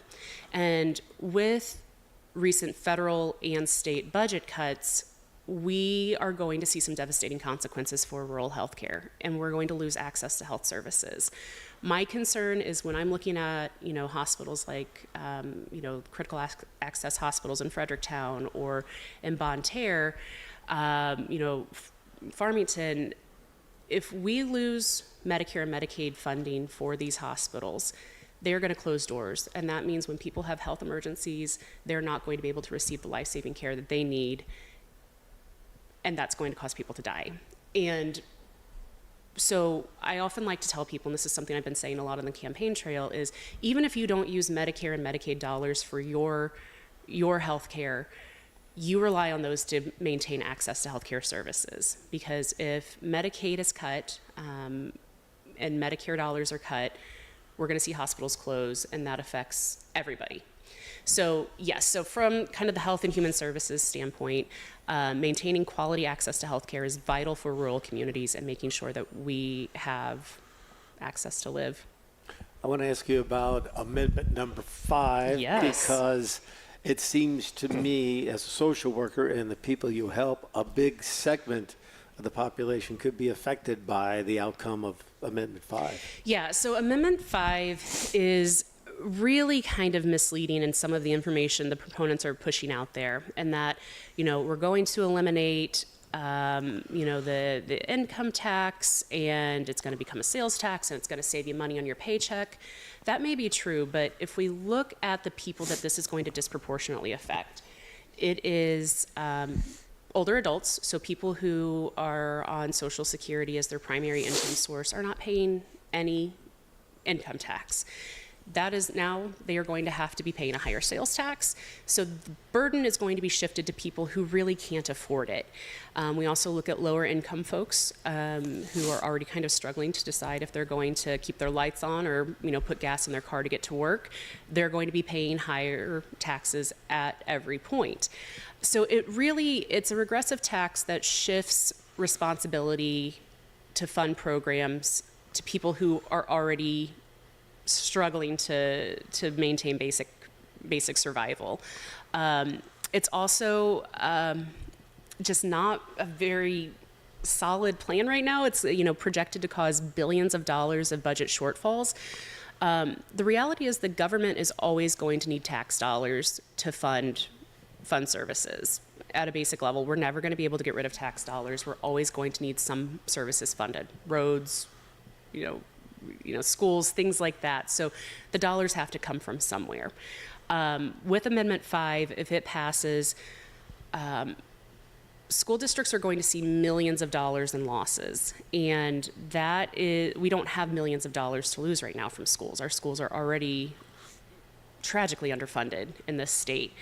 And so with Amendment 5, it's just setting us up for a really bad long-term situation. And I think that that's the biggest thing that I would want people to think about, is not thinking about the immediate right now in this second, okay, my paycheck has $20 more this month, but long-term, okay, well now I'm paying an extra $500, for sales tax. My kid isn't going to get to have all of the education services they need, and now I can't even really get to work all the time because my road is garbage and the state won't fix it. So we really have to look at long-term consequences for things like this. Whitney, how can people find out more about your campaign? Well, Facebook, because, everything's on Facebook. Right. So I am the only Whitney Wisker-Brooks for state representative on Facebook. Nobody beat you to that domain name. Okay, good. Yeah. Also, my website is whitney4for116.com. And then, so those are the two places. Shoot me a message. I would love to hear from people. I love hearing what people are concerned about, and mostly just letting people know that there is a choice this election. There hasn't been a lot of choice in previous elections on the 116th, but there's a choice, and I'd love to hear from you and see what you want from a representative in your government. In closing, what's been the response of the people you've talked to in your message? Yeah, people are really responsive and really receptive to it, because I think right now people are really struggling to just kind of get through day to day. And, having a campaign with a message that says, let's focus on the issues that actually matter, actually affect us. Let's address that. Let's not get caught up in so much of these culture wars and things like that, but let's actually address issues and concerns that matter to the people of the 116th district. And I think that's what people are ready to hear. Fantastic. Whitney, thanks for spending some time with us this morning. Thanks, guys. It was good seeing you all. Yeah, you too. What's next on the campaign trail? Where are you going after this? My home. No, I'm going to Campaign Central. But no, we are going to be out next Saturday canvassing. Mm-hmm. We're going to try to get some information out about 4 and 5, and then about the campaign. So if you get a knock on your door, please answer. I'm a very pleasant person to talk to, I promise. And you love your dog, too. Yeah. And we do have to give a a shout out to your mom, Doris. But yes, yeah, we can't leave Doris out of this. Doris is great. Yeah, yes. So. Very good. Hi, Mom. Whitney, thanks so much. We appreciate your time. Thanks, guys. Whitney Wisker-Brooks joining us here, candidate for the 116th District. Coming up next, we're going to hear... Discover Farmington. Explore the Parkland. Just 1 hour south of St. Louis, at the edge of the Ozark Mountains, you will discover Farmington, Missouri. Surrounded by 9 of Missouri's most scenic state parks, challenging golf courses, an extreme off-road recreation area, hiking trails, and award-winning vineyards and wineries, Farmington is the perfect destination.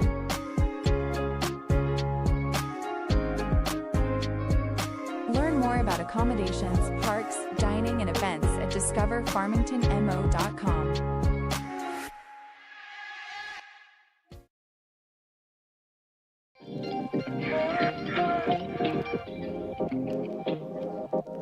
Hi, welcome to Subway. What can I get for you today?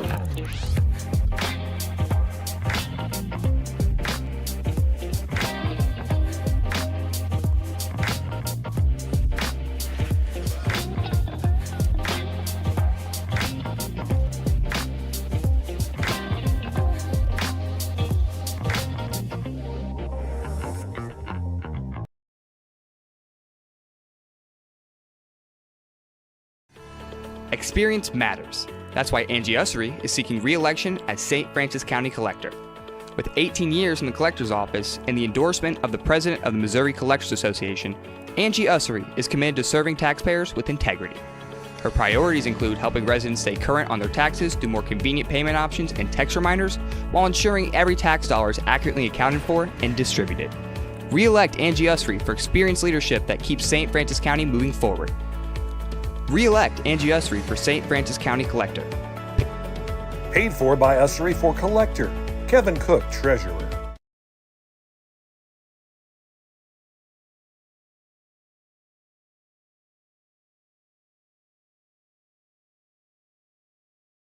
Not my working life have I ran for office. All right, I'll go ahead and start here.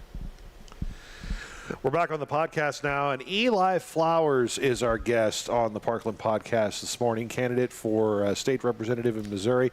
Good morning. Nice to see you. Thanks for coming on. Good morning. Thank you for having me on. Yeah. So tell us a little bit about Eli Flowers. We've seen the signs about. We've maybe heard a little bit about you. Sure. Tell us about yourself. You grew up in the middle of the state, right? So I was born in Houston, Missouri. I went to high school in Jefferson City, Missouri, and got my exposure to politics there at a young age. Since then, I went to school in Cape Girardeau, so I've been all over the state, but I've been in St. Francis County since about 2018. I'm a father of 3. I've got 3 in the central school system, and I've been married to my wife for almost 25 years now, so we got married real young and have been working since.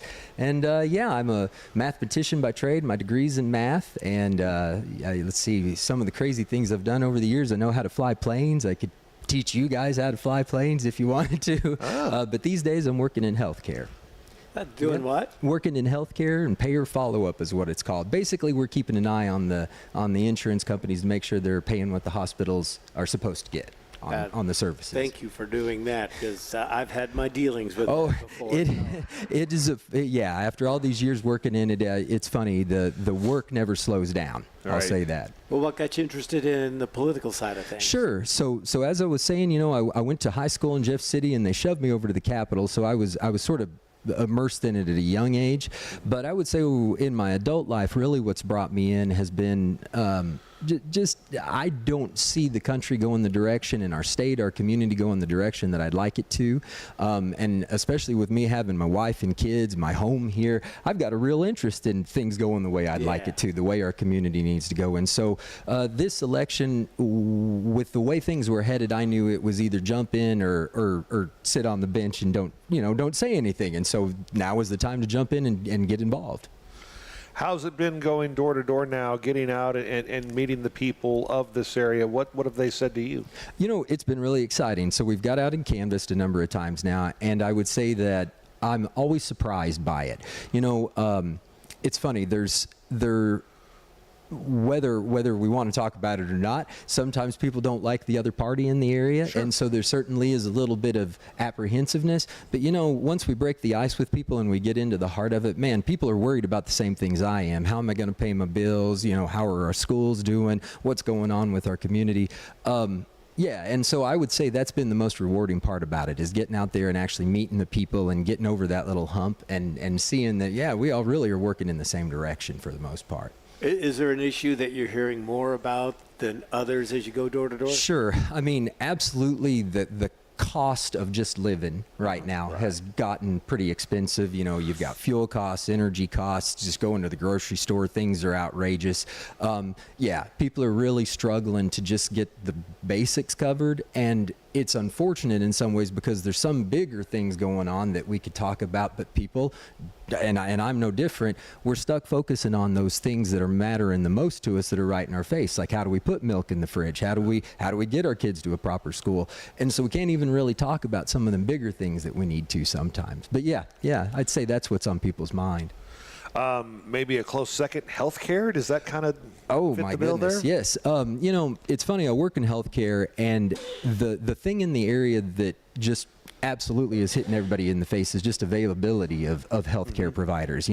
We pretty much are having to commute into St. Louis or run down to Cape Girardeau to get anything, and it's not getting any better. And so there too is one of the big gaps in our area. What's going on? What's the plan for this? Do we have something to fix it over the next decade?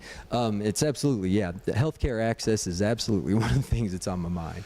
Yeah. How can we change that from a legislative standpoint? Sure. It's a very complicated issue. If we're talking about health care, I think some of it, frankly, we just have to have an honest conversation about compensation. But I think beyond just paying people better, I think we need to look at the idea that we work so hard to get a healthcare provider to come in and provide some services. As soon as they can, then they leave the area. A lot of the hospitals have programs to try to get docs to come in, but then as soon as they achieve whatever they're after, they leave us. I think we've got to look at a more broad plan where we keep doctors and healthcare providers in the area. Just as a case in point, the county health department is looking for a nurse right now, and they've had the post up for a number of weeks, but the pay on it is so low, unfortunately, that they can't hardly get anybody to apply. So again, kind of coming full circle, pay is certainly there, but if we can't bring pay up, we've got to bring living up. We've got to bring people to the area and make them want to stay, make them make that hard choice to say, you know what, I've been here and maybe I could go somewhere else for better pay. But I love St. Francis County. I love our forests. I love our communities. And that's how it's not the silver bullet, but pay can't do it all. And so I think some of those other things are what makes our community attractive to those people. And that's where I think we can put some of these things. I know that sounds a little fuzzy, but the point is it can't all be fixed by pay. So we have to look at some other options to give our healthcare providers some reason to stay in this area. So many people are talking about Amendments 4 and 5 especially. Yeah. Where do you fall on those? Sure. Okay. So, 4 and 5. Boy, I thought you guys would bring those up. Yes. I'm a pretty big firm no on both of them, of course, and for various reasons. I mentioned I'm a mathematician, and so that's, I hope, if nothing else, what comes out in my campaign is that I'm a very objective man. I really want to see the dollars and cents. Let me understand how it's going to work. Mm-hmm. And when I look at Amendment 5, that's the tax amendment, I just see red flags up and down. The state of Missouri just doesn't flow enough sales tax to fill in the hole left by the income tax. And there's these triggers in place that that the other side is arguing might address some of that, but again, as a man who's ran his own household mathematically for a number of years, we're all taking a mighty big leap in assumption on that, and I don't know about you guys, I don't like to run my financial house like that with just some hopes and guesses that we can cover it. And so Amendment 5 feels very much like a blind leap without some sure footing underneath us that we're going to land on a financial system for the state of Missouri that's going to keep paying the bills, basically. And while we're there, just kind of moving away from that, is the idea that this is a year when they barely funded things like our school programs, our state employees, they didn't even get a cost of living increase. In fact, they phased out cost of living increases. So while all of our wages are stagnant, we're going to go and play with the very system that funds our state and makes it run. So yeah, I do have big problems with Amendment 5. Amendment 4, the initiative petition process, my goodness, I collected signatures for it back in the fall. It's not an easy thing. This suggestion that somehow getting out and collecting those signatures and then getting on the ballot and getting all of the things in place is somehow easy, and it makes our Constitution somehow more malleable or easy to change. My goodness, it doesn't. We've got quite a high bar. And so I think to attack and erode the initiative petition process, which is what Amendment 4 does, I think it's destructive. I think it really harms the people's ability to quickly get some things out there in front of the people and let us all vote on it. So I'm critical of both of those. We talked about this with some of the other candidates today too, being in an area that is primarily Republican. Sure. How's that been when you're campaigning? Maybe somebody sees you walk up and they go, "Oh, politics! I want to talk politics with this guy," and then you give the introduction and Democrat, and you can probably tell by the look on their face whether they are for or against that party. How do things go from there? Sure. Like I said at the beginning, but just more so, I think what's been fun is getting about 10 words out and watching the demeanor in even those people that are kind of stoic. It kind of melts away when they start to talk with me a little bit. The idea that, oh, well, wait a minute, this guy doesn't have tentacles. He's just raising kids like me. Oh my gosh, And so again, pretty disarming is the fun part about it. It's really been rewarding in that sense. As far as that goes, I would say, especially when we get to some of the topics like initiative petition, Amendment 4, Amendment 5 topic, there's a lot of folks over on the other side that, man, they'll come right in and chat along with me and talk about all the dumb ways that they're pursuing it, And so it has been kind of fun, for sure. How would you work to make sure Southeast Missouri, St. Francis County gets its fair share of state dollars if you're elected? Sure, of course. On that topic, we can talk about like the funding bill that came through in the last session where they basically flatlined cost of living increases. Well, so all of our prison workers here in the community basically didn't see much of a cost of living. In fact, there wasn't one. That's the type of thing. Step one is vote for our county, for heaven's sakes. Don't vote against the interests of our county. So step one is that. Step two would be transparent and be vigilant with my county so all of the constituency understood what we were getting, what we were voting on. And so again, the idea would be that, St. Francis County would be first. I'm not worried about Jefferson City politics. I'm worried about Park Hills politics, Deloge politics, in the sense of supporting who my constituency is. And so, step one are those priorities to make sure that I'm actually voting for our county. How do people find out more about your campaign? Sure. So we've got a website. We've got a Facebook page that's pretty active. If you're interested in coming and helping with the campaign, we've got a number of different fronts. We get out in Canvas. We're also starting to work on phone banking and things like that. So if any of you guys are interested in joining the campaign, absolutely look us up on Facebook and reach out to us, and we can find some ways to put you to work for sure. Where's the next stop? What's the next big campaign activity for you? Okay, so actually it's a fun one. So we've got a pool party. I'm probably going to get out and put some signs out this weekend, but the fun stuff is we got a pool party coming up on Tuesday evening where we're collecting school supplies for local schools to help teachers out right now, and so that's the fun one. That's going to be over in Park Hills, and like I said, we're going to have a pool party that evening. That'll be at the reef, and then so people bring the school supplies, and then they go swim and, hang out with you, and I guess probably some other folks on the ballot will be there. Bill, I think, might be there, one of the ones coming on just a second. And so, there's going to be a good turnout, I think, at the reef. And I'm trying to think if there's anything else, but otherwise the list for supplies is up on the list, on the page. And so if they're curious about what they can bring, that'll be the place to stop. Yep. Fantastic. Thanks, Eli. Oh, yeah, you bet. Yeah, thanks for coming on. For having me on. Eli Flowers, he's running for state representative, and he is our guest here now on the Parkland podcast. Coming up next, we're going to talk to Bill Young. He's a candidate for In St. Francis County, leadership, integrity, and experience matter. Ginger Daffern has the experience you can trust in the service you deserve. Committed to our community every day. As your circuit clerk, Ginger Daffern will continue to provide accurate, efficient, and courteous service while upholding the highest standards of the office. The circuit clerk is here to serve you, and Ginger Daffern will help you with court records, passports, and more. For leadership, integrity, and experience, Ginger Daffern for St. Francis County Clerk. Paid for by the committee to elect Ginger Daffern. Stephanie Daffern, Treasurer. David Todd is a Farmington farmer, father of 3, and running for state representative in the 116th District. David Todd will fight for the death penalty for repeat child predators, an end to secret corporate NDAs, and no personal property tax on what you've already paid off. Early voting is now open. Election day is August 4th. Contact David Todd if you have any questions. 210-4283. Paid for by State Representative Todd for Missouri Families. Mary Jo Wright, Treasurer. At First State Community Bank, our why is simple: to bring a positive impact to every community we serve. We are your neighbors and partners in building a stronger hometown. We work side by side with our community to help local businesses grow and families succeed. Our team takes the time to understand what matters to you, combining personal services with the latest technology so you can bank your way. Stop by one of our locations or visit us at fscb.com. Experience matters. That's why Angie Ussery is seeking re-election as St. Francis County Collector. With 18 years in the Collector's Office and the endorsement of the President of the Missouri Collectors Association, Angie Ussery is committed to serving taxpayers with integrity.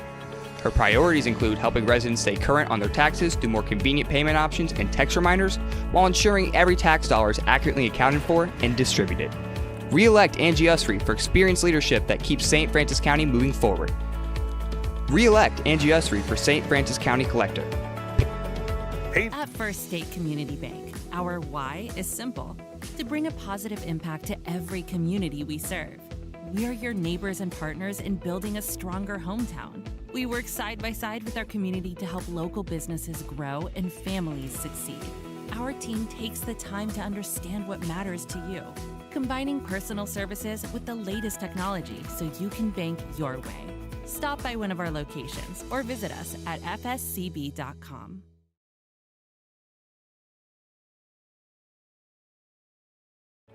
The St. Francis County Republican Central Committee encourages you to pick up a Republican ballot in the August primary and vote for these candidates: Angie Ussery and Mike Miller for County Collector, Christina Bone and Ginger Daffron for Circuit Clerk, and Jason Green for State Representative in the 116th District.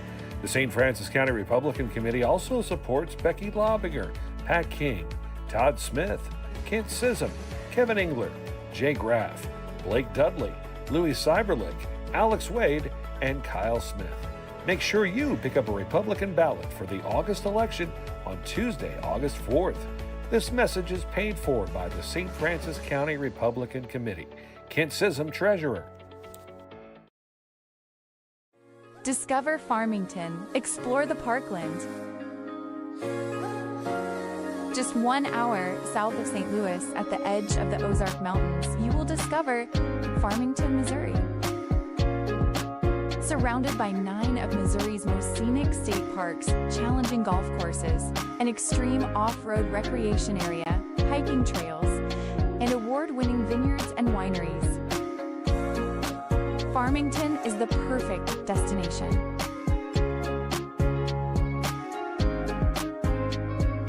Learn more about accommodations, parks, dining, and events at discoverfarmingtonmo.com.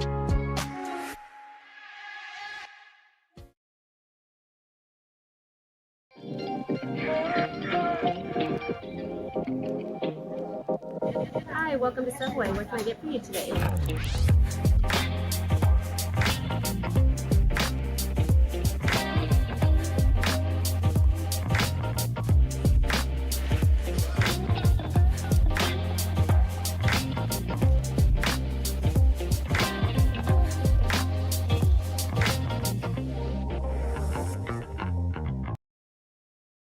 Clever. It is. It's something. It's something. All right, you ready, boss? All right. Back on the Parkland podcast, we saved the best for last today when it comes to interviewing our candidates on Democratic Day. We have a Democrat runner for the presiding commissioner of St. Francis County, Bill Young, joining us this morning. Good morning, Bill. How are you? Very good, very good.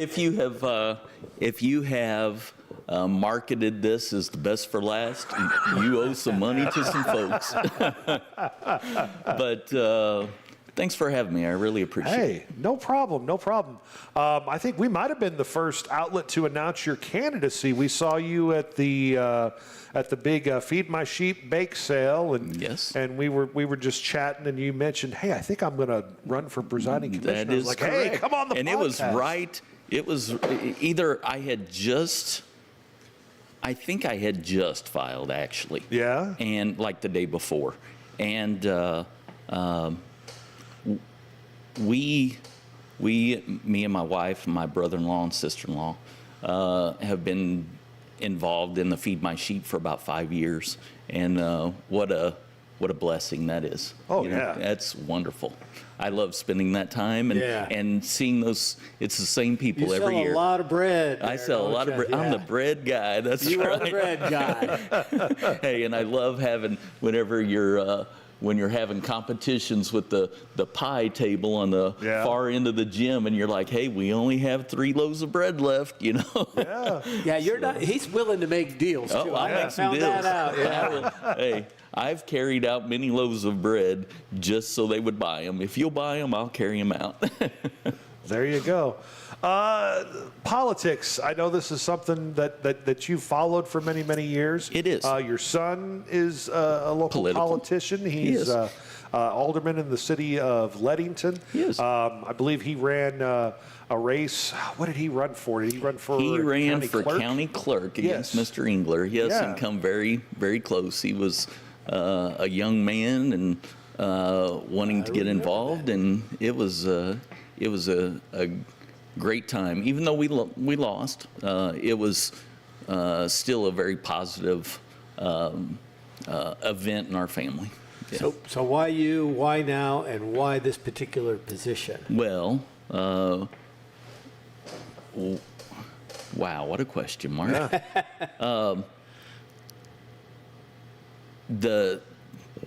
I'm getting to the age where I can retire at work. Yeah. So it kind of fits in that if I do win the position, I'm of retirement age now. I can retire and draw my pension and then have this position kind of not to fall back on because I would be fine.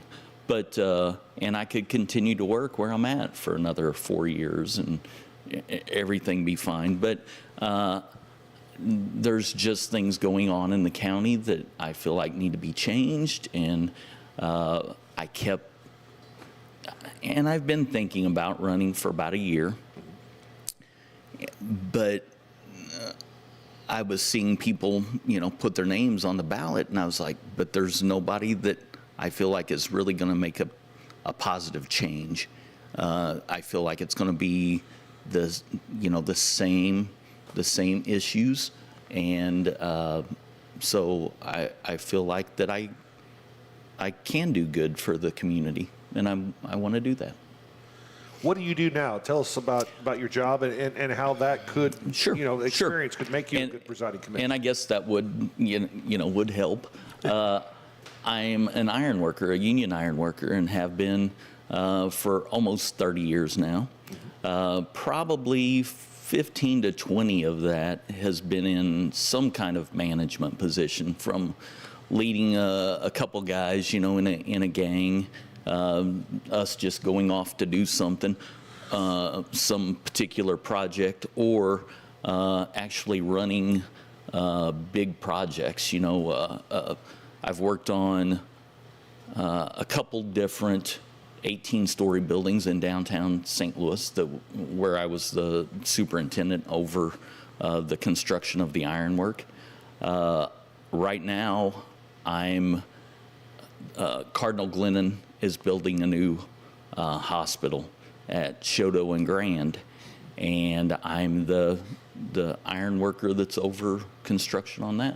So people are putting their trust in you. I have been in charge of, millions of dollars, and also safety is a big issue in our line of work, and it's very important, and to make sure not only that the companies don't lose money in if an accident happens, but making sure that all my people come home every night. I mean, that's it's a dangerous job, and but yes, I've been in charge of large construction projects and small, but bridges, just things that tie into this position. You know,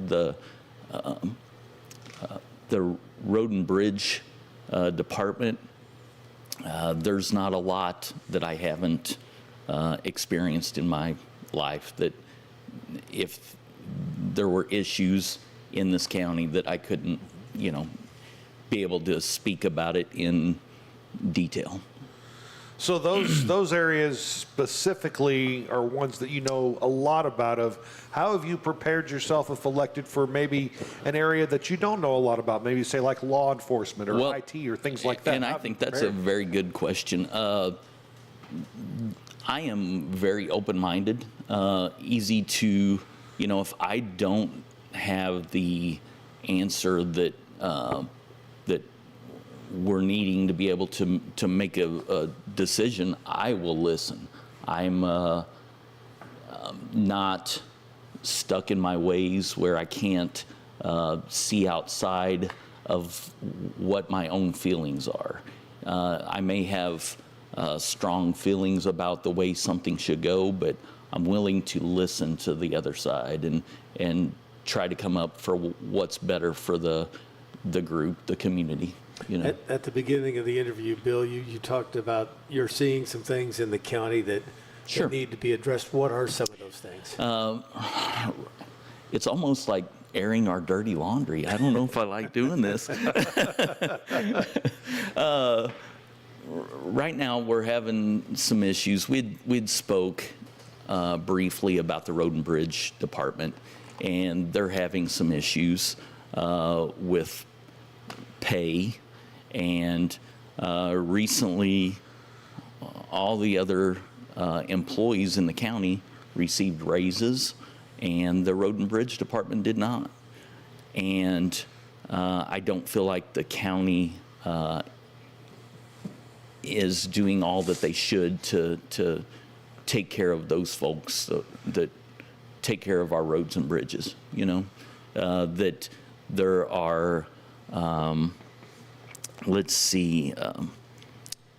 It's easy for commissioners now to say, "Hey, we're strapped. We don't have the money to be giving raises," but we seem to come up with the money for whatever other projects that we do need. You know, I know recently we purchased the bank that was across the street from the courthouse.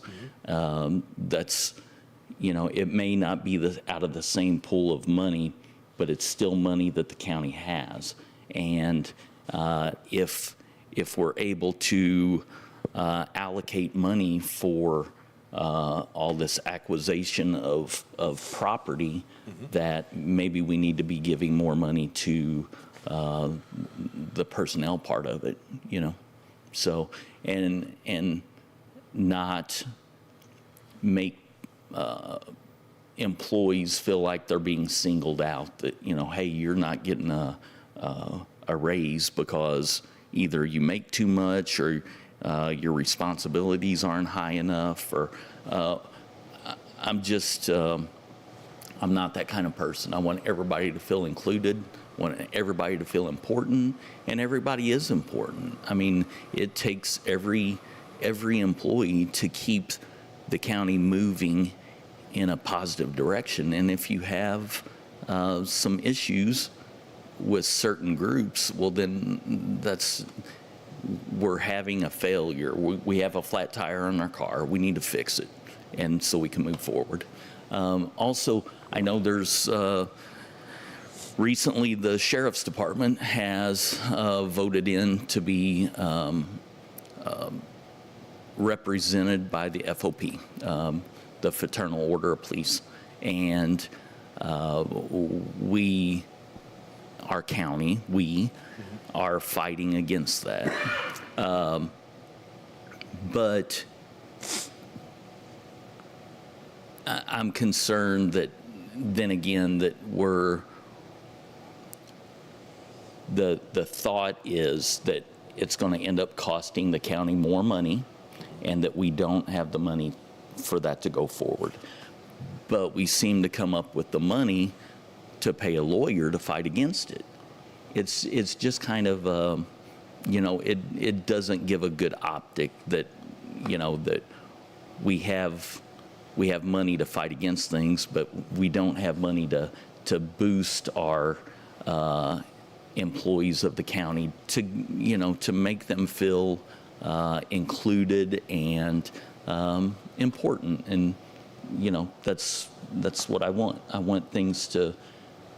want government to be boring and just not have so many issues. We just need to get things ironed out and make sure things go in a positive direction. We've talked about this all morning as kind of a theme with the Democratic candidates. We are in an area that leans very, very hard Republican. It is. As you've gone out and as you've campaigned, how have people reacted whenever they say, "Oh, Bill Young, I see the signs"? Yeah, and you say, "I'm running as a Democrat."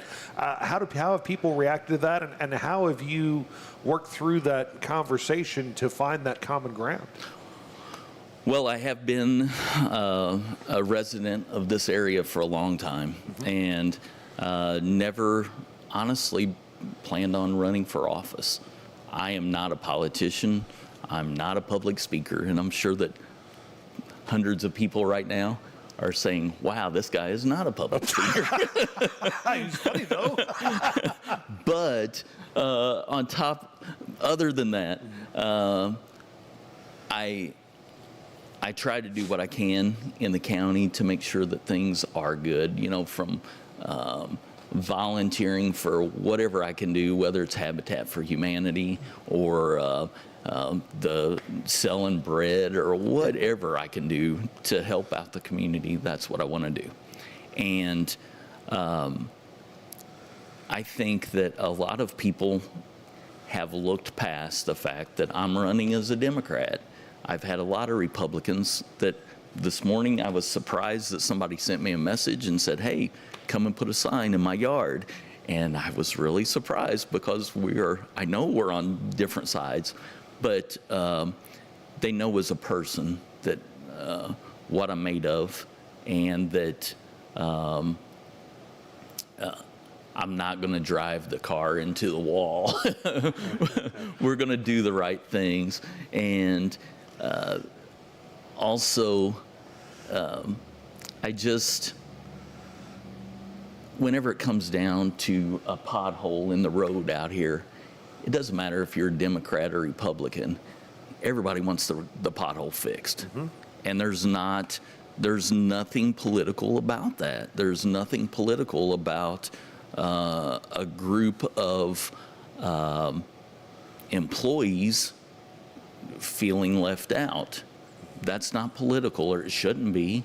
It should be, these are our neighbors in our county. We have to put our arms around them and make sure that everything's, going well. And that's what I'm about. It's not so much Democrat or Republican. It's about being pro St. Francis County. So how do people find out more about your campaign? Well, today I was surprised to see that my followers on Facebook have went up to 600. I'm so proud of that. Right. And so follow me on my Facebook page. But you will see me out everywhere. Yeah.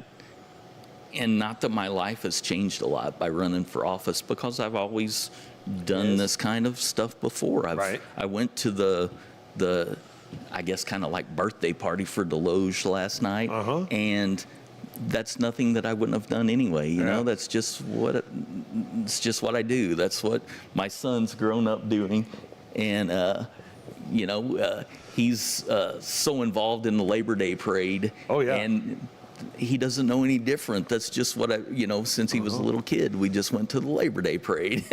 So, that's, just look for me.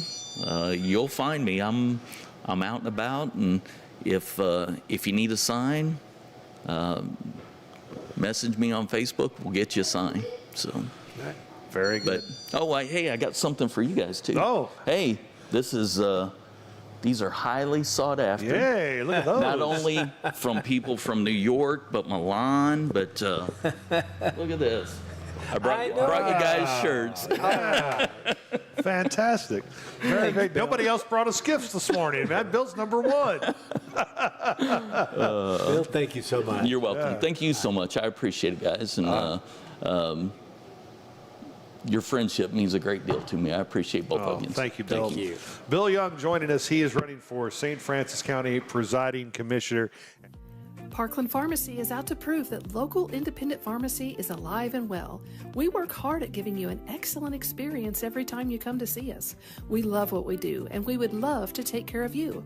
There's no need to be frustrated with your health care. If you're tired of what your pharmacy is not doing for you, then stop waiting in line and come see us today. We have 6 locations across Southeast Missouri, so Google us to find the store nearest you or visit parklandrx.com. Parkland Pharmacy is a local pharmacy at its finest.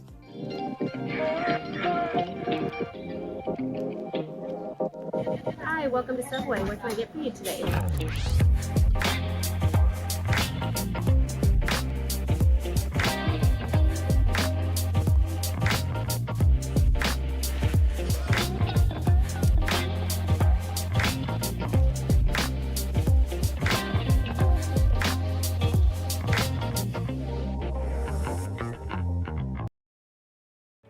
The St. Francis County Republican Central Committee encourages you to pick up a Republican ballot in the August primary and vote for these candidates: Angie Ussery and Mike Miller for County Collector, Christina Bone and Ginger Daffron for Circuit Clerk, and Jason Green for State Representative in the 116th District. The St. Francis County Republican Committee also supports Becky Lobinger, Pat King, Todd Smith, Kent Sissom, Kevin Engler, Jay Graff, Blake Dudley, Louis Cyberlick, Alex Wade, and Kyle Smith. Make sure you pick up a Republican ballot for the August election on Tuesday, August 4th. This message is paid for by the St. Francis County Republican Committee. Kent Sissom, Treasurer.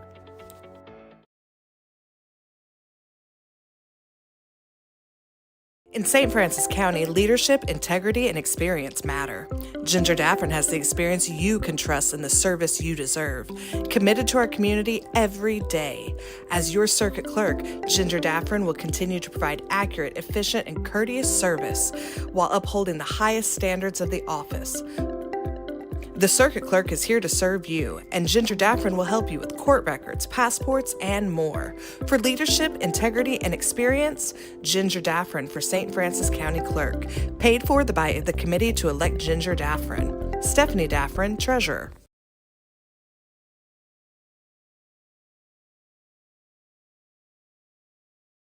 Discover Farmington. Explore the Parkland. Just 1 hour south of St. Louis at the edge of the Ozark Mountains, you will discover Farmington, Missouri. Surrounded by 9 of Missouri's most scenic state parks, challenging golf courses, an extreme off-road recreation area, hiking trails, and award-winning vineyards and wineries, Farmington is the perfect destination.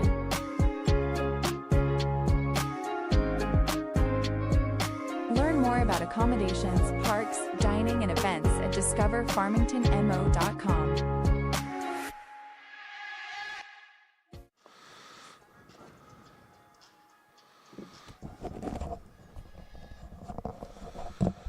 Well, all our politicians are gone now, and the viewers go down. No, I'm just kidding.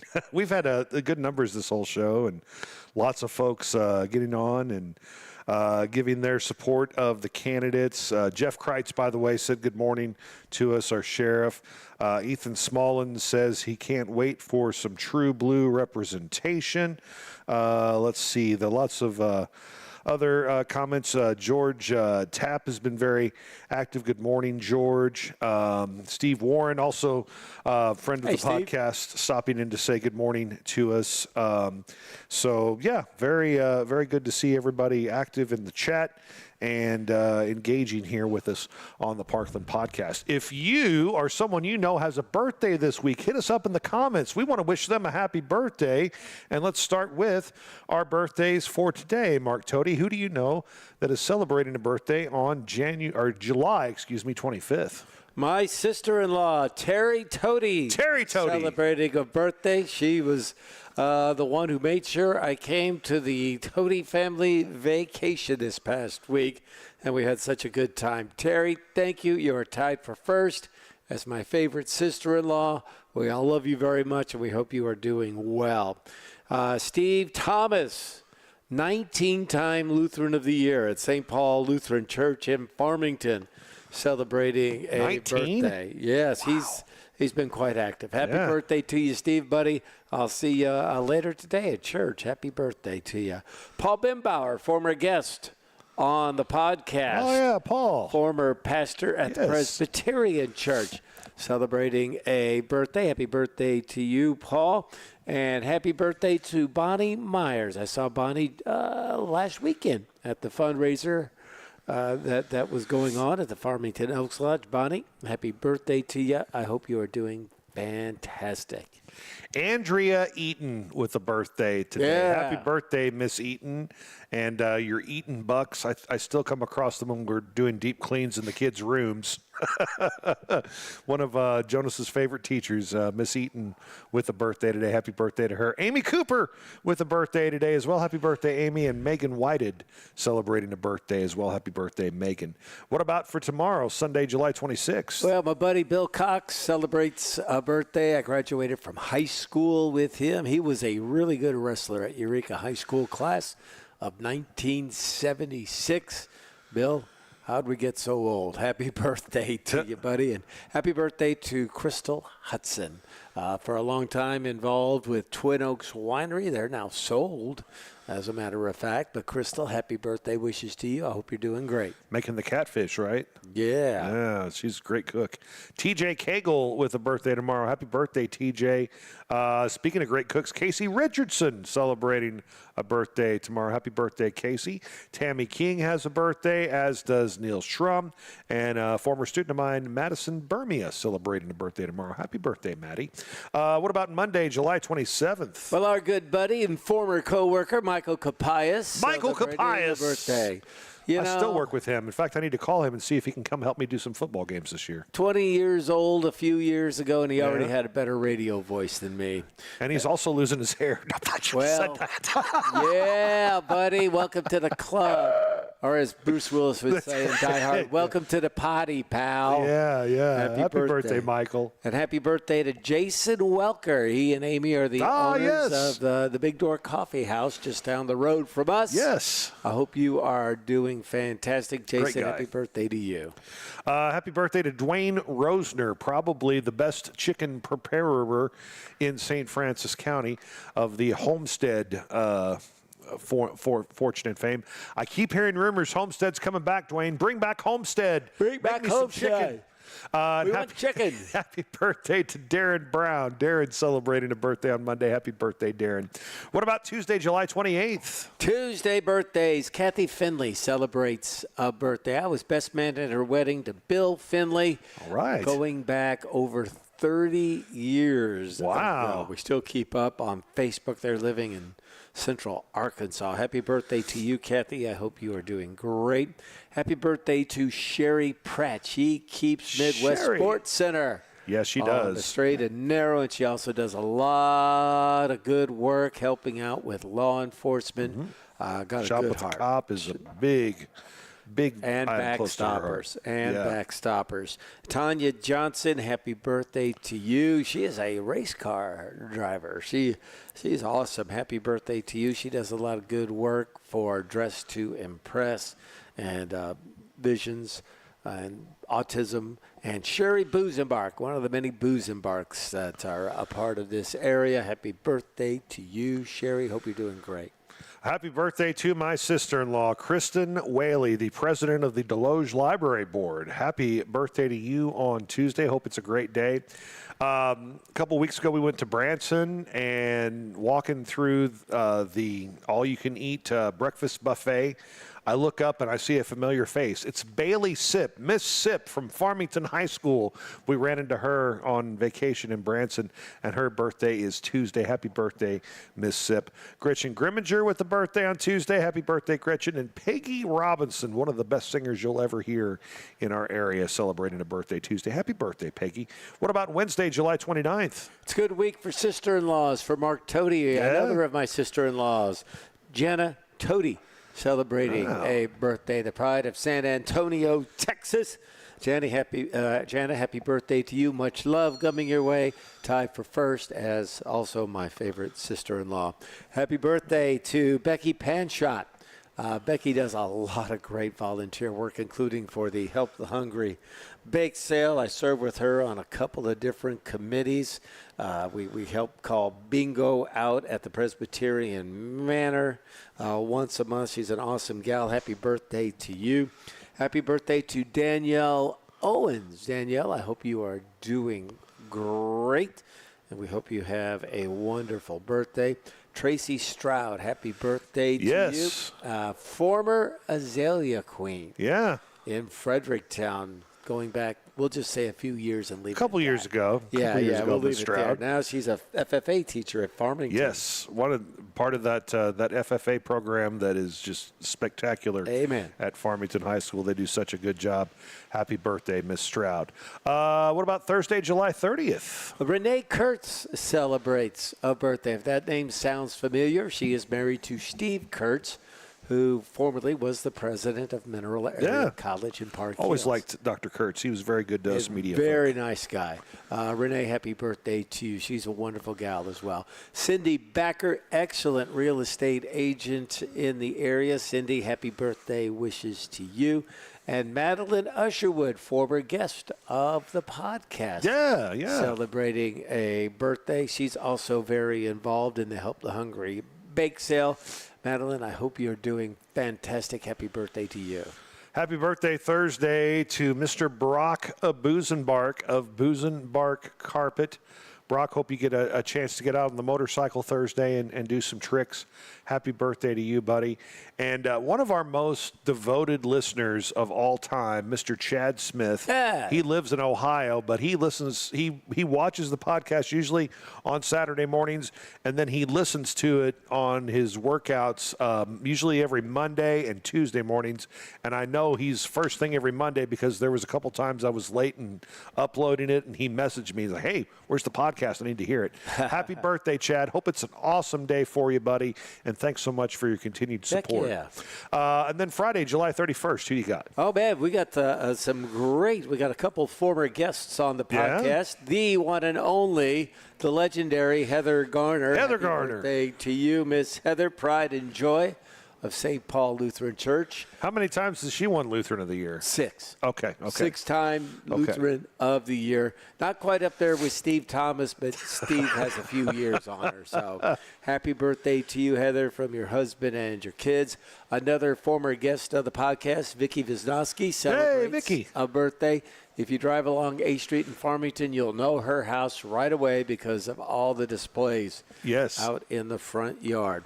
Happy birthday to Angie Sism. She is the girl in charge of keeping Kent Sism out of trouble, and we all know that is a full-time job. That is a job. Happy birthday to you, Angie.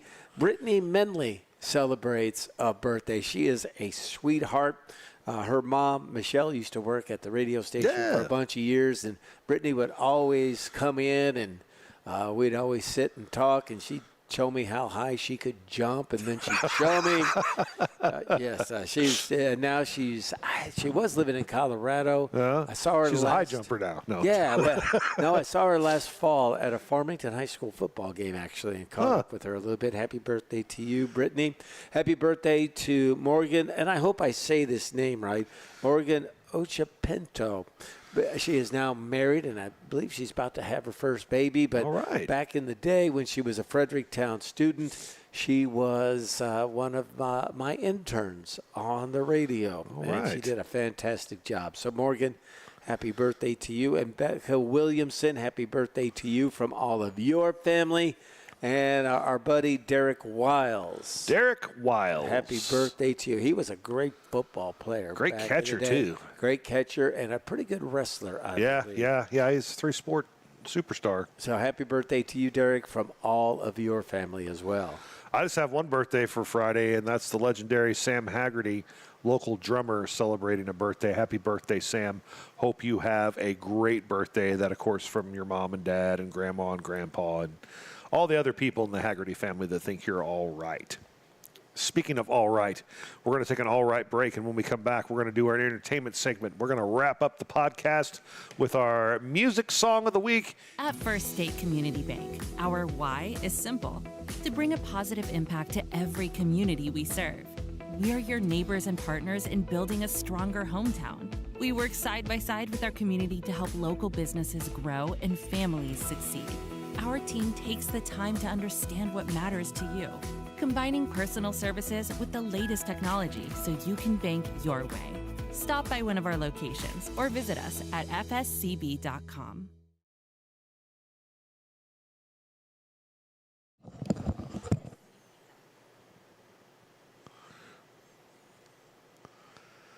Time for the entertainment segment to wrap things up here on the Parkland podcast. We begin with Song of the Week. You got a good one this week, sir. Oh, my gosh. The good, the bad, the ugly. And I think this is the second time that I've chosen a song from Blues Traveler's 4 album. That is song for song all the way through. One of my favorite albums. Every song on there is good. And if you need a song that's going to jazz you up, the good, the bad, and the ugly will do it. John Popper's harmonica skills are on full display. Get the whole album. Get the whole, what's the old song? We'll give you the whole ticket, but you only need the edge of it. That's kind of the way this album is. Yeah. This album is the same way. You might buy it for one song, but you'll love every one of them. Yeah, Blues Traveler's fantastic. Very underrated, too. For songs, this is probably maybe an overrated song, but still a good one. Whole Lot of Love by the English rock band Led Zeppelin. It is the opening track on the band's second album, Led Zeppelin 2. And I don't know, just that beat. That riff and everything is just so cool. And the B-side to that, you know what the B-side was? No. The old Livin' Lovin' Maid song. Yeah, another great song. Yeah. There's no such thing as a bad Led Zeppelin song. No, I agree. Some are better than others, right? But they're all good. Led Zeppelin, Whole Lot of Love. Google that on your Spotify, kids, if you have not yet. What about a movie of the day? You got a movie of the week for us? Oh, I was just talking yesterday to Miss Brianna, who works at Subway in Farmington. Can't wait to get home and dive into my Subway sandwich. But she is a big fan of the horror film, so she's got me watching some of the Insidious movies, and they're pretty good.